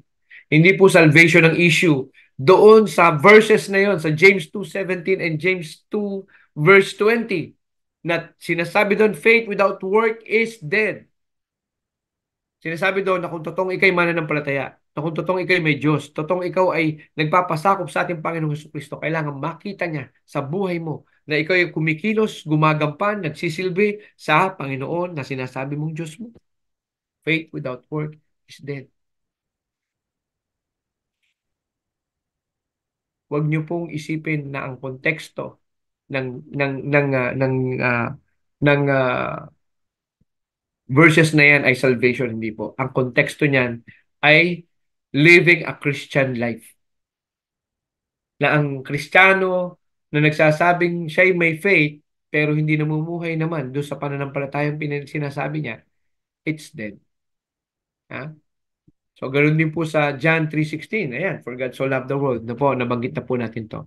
Ang context nito, mga kapatid, sa the love of God, pinatunayan ng ating Diyos Ama ang kanyang pagmamahal sa atin nang ipinadala niya po sa atin ang ating Panginoong Hesukristo. Uulitin ko po sa mga tao na ngayon lang po nakapakinig na po kasi malapit na po ang sinasabi ng ating na Semana Santa po o mahal na araw na po. Uulitin ko lamang po and I will take this chance. Hindi po namamatay si Hesukristo tuwing Biyernes Santo at nabubuhay sa linggo ng pagkabuhay. No po, kailangan niyo pong maunawaan na si Kristo po ay isang beses namatay at nabuhay sa ikatlong araw at siya po ay nakaupo sa kanan ng Ama. Amen?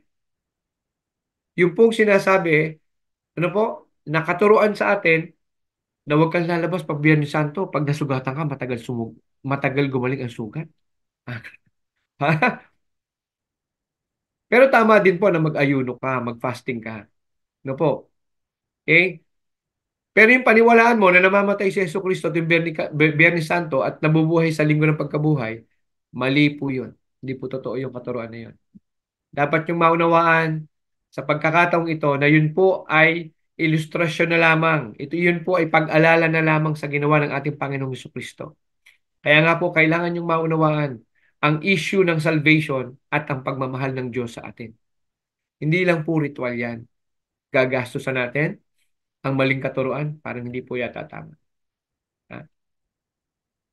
At kung tayo po ay talagang, you know, nagpa-practice pa rin ng mga, sabi sa Biblia, sabi sa Old Testament, ang mga inukit na po, ang mga inukit ng kamay, wag niyo pong luluhuran.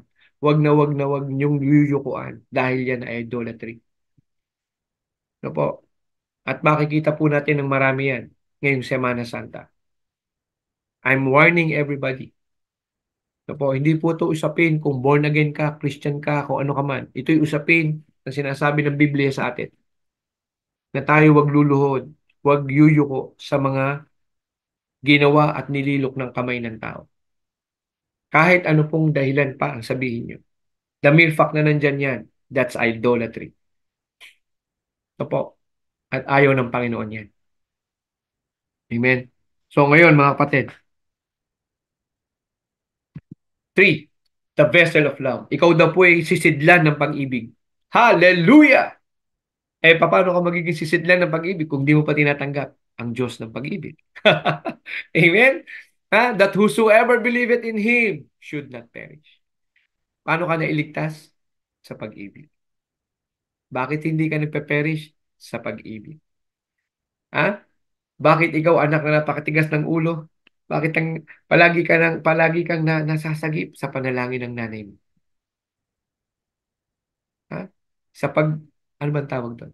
Sa pag ah, hindi malasakit, mas malalim sa word na malasakit. Parang pinuprotektahan ka na kahit minsan kayo nagagalit sa inyong mga magulang dahil pakiramdam nyo sinisikil ang inyong mga karapatan. Yung pala, yun ang totoong pagmamahal. Kasi masusubukan nyo po, kayong mga nakapakinig, malalaman nyo. Anong pagmamahal yung sinasabi mo na mahal ka ng iyong mga nakakasama, pero pag kayo'y na-disgrasya na hindi mo nakasama. Nung ikaw ang nagdadrive ng sasakyan, kasama mo sila, okay. Pero nung nabangga yung sasakyan nyo, wala na sila. Sino magpapagawa? Sino maabala? Sino? Magulang nyo. Sino ang lumulutos ng problema nyo pag nagkaroon kayo ng problema? Magulang nyo. Yung kaibigan nyo saan? So dapat mabuhay, magising tayo sa ganyang katotohanan ng buhay. Yung pagmamahal na sinasabi nyo, hindi yung totoong pagmamahal na nakukuha nyo sa kaibigan nyo. Hindi ang nakukuha nyo sa mga taong kung kinokore kayo, halimbawa sa trabaho, kinokore kayo, o sa church, kinokore kayo, tapos ang gusto nyo marinig, yung gusto nyo marinig, simpatya yun, sympathizers nyo sila. Pero hindi nila kayo kinokore. At nakakatakot ang sinabi sa Proverbs, no po?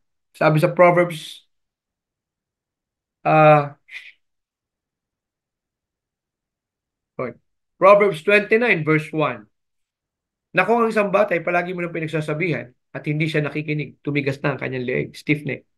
He will suddenly experience ano? Destruction without remedy. At ito ay applicable sa lahat ng tao. No po? Na kung ikaw ay pinagsasabihan na ng paulit-ulit at hindi ka nakikinig, sabi niya sa'yo, wag mong gawin yan. Lumayo ka na dyan. Yung lumang buhay mo, sabi mo may Diyos ka na. Sabi mo, tinanggap mo na si Yeso Kristo. Pero patuloy ka pa rin sa pagbibisyo, kung anumang bisyo yan. No po? And I will just want to take this opportunity sa mga nagtuturo pong katulad natin. No po? Pwede po bang tanggalin na natin sa mga sin yung babae? Kasi di ba pag sinasabi natin, ang mga kasalanan, di ba? Alak, babae, sugal. Bakit naging kasalanan ng babae? Eh di ba helper natin ng babae? Sabi sa Biblia, Amen? Okay, bibigyan ko lang ng katarungan. Ha? Hindi po kasalanan ng babae. Amen? Ang kasalanan, immoralidad. So, pag tayo magsasabi ng mga kasalanan, okay? Ha? Alak, mga immoralidad, at sugal. Amen? Ha? Wag niyo pong i-single out yung babae. Hindi po na. Pag binasa niyo po sa Romans sa natatawa tuloy ako. Ngayon ko lang po naisip yun. Binigay po sa atin yan bilang katuwang. At wala pong perfect na katuwang. Ano po? Mahalin natin ang mga yan. Pagsilbihan natin ang mga yan. Kahit walang okasyon, pwede bang yung mga nakikinig ngayon, ha? I will encourage you. No? Kahit walang okasyon, pwede naman natin silang ibili ng rose o ng bulaklak. No? Para pa rin tayo nanliligaw. Amen? Ah, amen? Marriage is a long, sabi, marriage, ano, turo sa akin ng tatay ko to, ng daddy ko. Ang ang pag-aasawa daw ay habang buhay na panliligaw. Kita nyo? Ha? Ha? Matagal nang wala tatay ko, may ligasiya pa rin sa amin. Ha? Amen. Praise God. Oh. So sa mga nakakapakinig ng mga tatay at sa mga asawa, let's do that. Okay? Let's do that. Ha? Happy wife, happy life. Amen. Ha? Excuse mo. Pag hindi happy ang wife, nako, may problema tayo. Amen? Patuloy natin. Kung paanong naging vessel ng love si Jesus Christ. Diba sabi natin, we want to be like Christ o yung Christ likeness. Dapat maging vessel din tayo ng pagmamahal. Ipanalangin po natin yan sa Diyos na kung ano yung ginagawa, yung pagmamahal na kayang ibigay ni Jesus Christ sa mga makasalanan, sa mga matitigas ang ulo, sa mga ayaw ano yun, nananakit sa Kanya. No? Sa atin naman ngayon, panahon niya, yung mga naninira sa atin, matutunan pa rin nating mahalin. Makita po nila, baluti ng pagmamahal yung ginagawa nila sa atin. Amen? Hallelujah, praise God. 1 John 5:13, sabi po dito, these things have I written unto you that believe on the name of the Son of God, that ye may know that ye have eternal life, and that ye may believe on the name of the Son of God. Kailangan mo munang maniwala, mga kapatid. Yung love na dala-dala mo, pero wala kang Kristo, pwede mo mong sabihin love, pero limitado yung love na yan. Yan ay love na hindi kalakip ang banal na Espiritu. Kailangan nyo po kasing matanggapin ay yung love na hinahanap natin ay hindi po yan yung temporary love.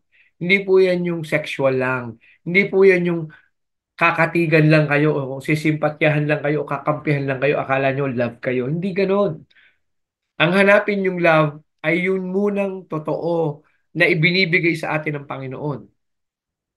Parang kompas ang buhay natin. Hanggat hindi mo na itatama ang pamumosisyon ng iyong buhay, parang kompas po yan. Kailangan mong itama ang pamumosisyon ng kompas, no? Yung arrow, di po ba? Paano po ba? Magnetic north. Di ba? Pag naitama mo na yung arrow sa magnetic north, that's a natural law. Pag naitama mo siya sa north, alam mo na ngayon ang south, Alam mo na ngayon ng East, alam mo na ngayon ng West.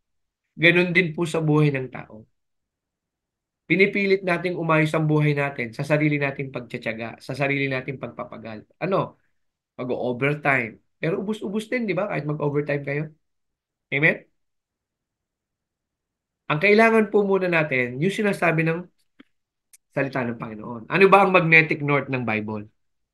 Kala nyo po, tandaan nyo po ito, everything na tinuturo, especially yung mga tinuturo sa atin ngayon, management principle, tandaan nyo po, ang source po niyan ay ang Bible.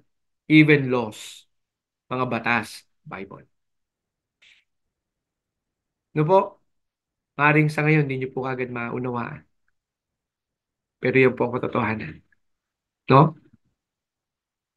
Amen? So ngayon, kapatid, love through Christ.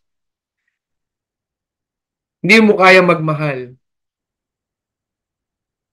na may kabanalan kung wala sa iyo si Kristo. Ulitin ko po, hindi mo kaya magmahal ng may kabanalan kung wala sa iyo si Kristo. Ang pagmamahal na yan ay limitado. Amen?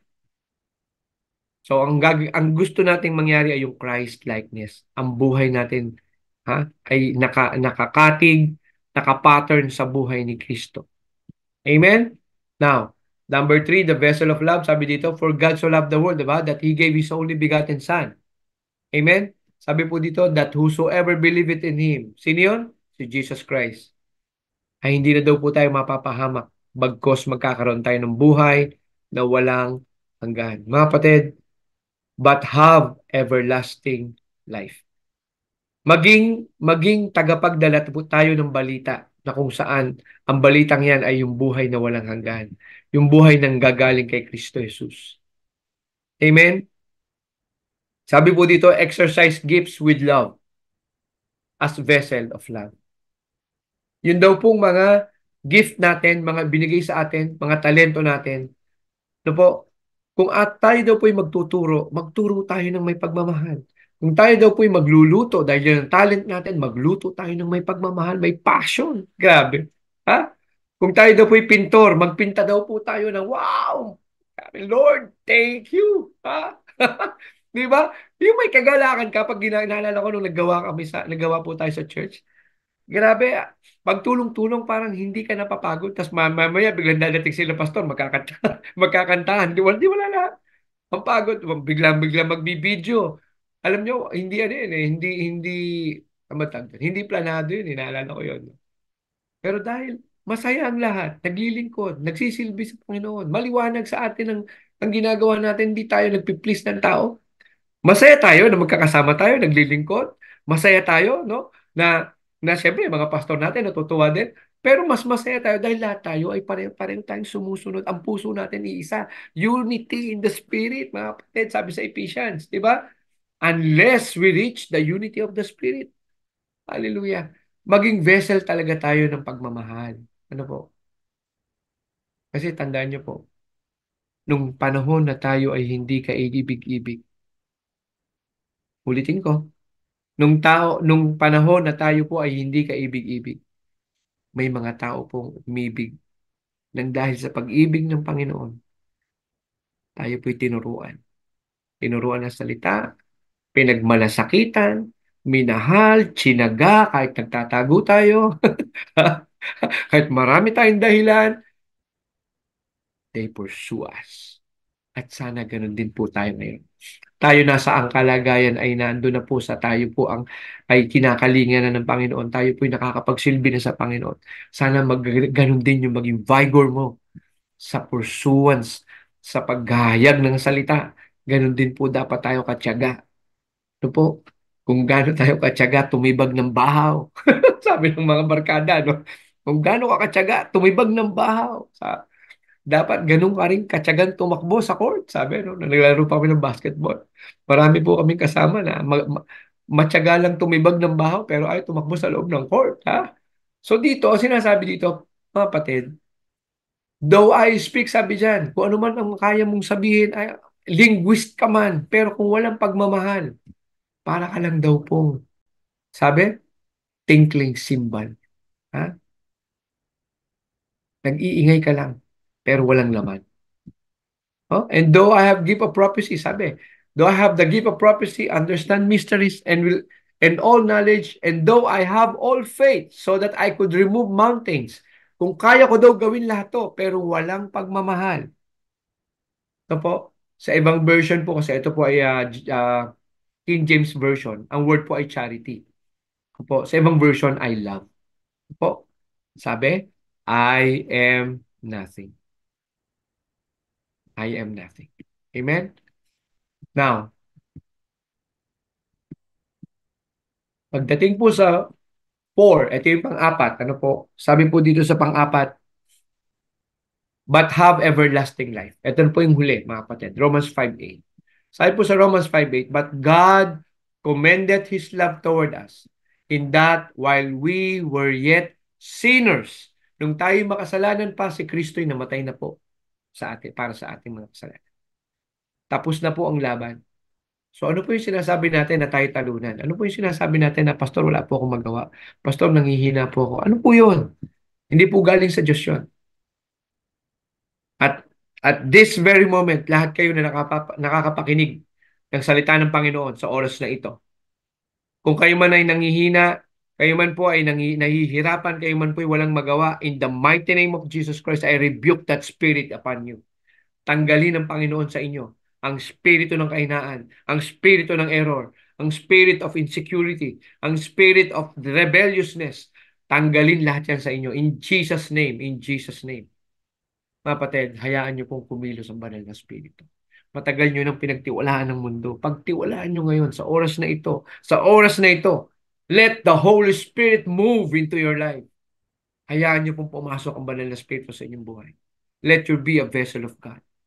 Maramdaman nyo po yung totoong pangako ng Panginoon. Dati naririnig nyo lang yung everlasting life. Dati naririnig nyo lang po yung pinatawad na ako ng Panginoon. Dati naririnig nyo lang po na ang pagmamahal ni Jesucristo ay kayang bumago ng buhay ng tao. Ngayong hapong ito, mararamdaman nyo po yan. Receive, receive, believe that God will do all things upang ikaw ay mapabuti sa iyong buhay. Nasa kasalanan pa lang tayo, tinubos na tayo ni Kristo, mga kapatid. Tinapos na ni Kristo ang laban. Ang kailangan lang natin gawin ngayon, paniwalaan natin, humingi tayo ng tawad, paniwalaan natin si Jesus na siya ang ating Diyos, ating Hari, Diyos magpakailanman. Amen? So mga kapatid, na po, conclusion. Na po, tingnan niyo po ang conclusion. Tingnan niyo po. Ito masarap sa Bible eh. Siya ang anchor verse, pero siya pa rin ang conclusion. Totoo yung sinasabi. I am the beginning and the end. Ha? I'm the Alpha and the Omega. Totoo eh. Tingnan niyo po ang conclusion, John 3:16 pa rin. For God so loved the world, no? Salvation and God's love. Ang verse na ito, this is the verse, this is the plan of salvation ng Panginoon sa atin. Hindi ka mapapasama pag pinanampalatayanan mo ang salitang ito. For God so loved the world that He gave His only begotten Son, that whosoever believeth in Him shall not perish, but have everlasting life. Mga kapatid, ang kaligtasan ay plano ng Panginoon sa atin. Bunga ng kanyang pagmamahal. Uulitin ko po. Ang kaligtasan ay plano ng Panginoon sa atin. Bunga ng kanyang pagmamahal. Tanggapin po natin yan sa ating isip, sa ating puso. Pagdasal natin na malakaran natin. Patuloy po natin, no po, hindi lang po natin tatanggapin si Hesus Kristo bilang tagapagligtas. Magdadasal po tayo. Tayo magdarasal at idideklara natin na ang ating Panginoong Hesus ay hindi lang tagapagligtas, kundi siya'y dinideklara na nating Diyos at Hari ng ating buhay. Sige po, tayo manalangin sa lahat po na nakakapakinig. Inaanyayahan ko po kayo, sabayan niyo po ito. Whether tayo po ay nakatanggap na sa Panginoon o hindi pa nakatanggap, ano man po ang kalagayan nyo, welcome po natin. I-reaffirm po natin ang ating kaligtasan. Let's pray the prayer of salvation, the prayer of acceptance. So, ito po'y panalangin tatanggapin natin ating Panginoon at didideklara natin ang ating Panginoong Hesus ay Diyos, Hari, at tagapagligtas ng ating buhay. Sige po, tayo po'y manalangin. Taas niyo po ang inyong mga kamay, nasan man po kayo naroon. Pakinggan niyo po ito, sundan niyo po ang panalangin ito, at ang panalangin ito ay ariin niyo po na inyo. Inyong panalangin, inyong pagpausap sa ating Panginoon sa oras na ito. Kausapin niyo po ang Diyos. Yan po ang masarap sa pagbabasa ng Biblia. Ang Biblia po ang tanging libro na pag binasa mo, kalapit mo ang author niya. Hallelujah. Panginoon, sige po, sundan niyo po ito. Panginoon, sa oras na ito, naunawaan ko po ang aking mga kasalanan, na ang kabayaran nito'y kamatayan. Pero salamat sa iyong salita, salamat sa iyong pangako, salamat sa iyong pagmamahal, salamat sa kaligtasan. Humingi po kami ng kapatawaran sa oras na ito, Lord. Sa lahat ng aming nagawang kasalanan mula nang kami magkaisip, pagpahanggang ngayon. At Panginoon, kung mayroon man kaming nakakalimutan, may natitirang hinanakit, galit sa aming mga puso, Lord, sa oras na ito, saliksikin mo po ang aming mga puso. Gusto na po namin lumaya. Alam namin, Panginoon, kung nasaan ang banal na Espiritu, nandoon ang kalayaan. Palayain mo po kami sa oras na ito, sa takot, sa galit, sa hinakit. Panginoon, sa oras na ito, ng buong kagalakan, aming dinideklara sa aming mga buhay, sa aming mga puso. Ikaw, Jesus, sa oras na ito, hindi ka lang namin tagapagligtas. Ikaw ay aming Diyos, ikaw ay aming Hari, at pagharian mo na po ang aming buhay simula sa oras na ito. Panginoon, maraming salamat sa iyong pagmamahal. Maraming salamat, O Lord, sa iyong plan of salvation. Maraming salamat sa iyong bugtong na anak na aming Panginoong Jesucristo. Tumubos sa aming mga kasalanan. Tinanggap ang lahat ng haplit, lahat ng sugat, lahat ng pagduruda, lahat ng sakit para sa amin. Salamat, Panginoon. At sa oras na ito, Lord, kayo na po ang manguna sa aming buhay. Kayo na po ang manguna sa aming buhay. At ang aking panalangin kung paano po akong nakatanggap sa iyo, O Lord. Aking dalangin sa aking mga kaibigan, sa aking mga kamag-anak, sa aking mga mahal sa buhay, Lord. Dumating, encounterin niyo po sila. Matanggap po nila kayo sa kanilang mga puso. At kung ano ang aking tinanggap sa araw na ito, matanggap din po nila. Panginoon, aking dinadalangin. Lahat ng mga sumabay sa panalangin na ito, pagpalain mo. Ibalik mo po ang dating sigla. Ibalik mo po, Panginoon, yung vigor ng iyong salita sa kanilang buhay. Panginoon, aking dinideklara ang iyong basbas, ang iyong pag-iingat, protection, kapanatagan at katatagan ang iiwan sa kanilang mga buhay sa atong ito. At sa iyong platform na ito, Panginoon, sa daily life sharing, aming patuloy na iniaalay ang bawat segment sa iyo, Panginoon, na ikaw lamang po ang pangalan mo ang makita at madakila, Panginoon. Lord, salamat po sa iyong paggamit sa iyong lingkod sa hapong ito. Patuloy mo lamang po kaming bigyan. Patuloy mo lamang po bigyan ang iyong lingkod ng mga sasabihin o iyong mga salita. Maraming salamat po, Panginoon, sa privilege.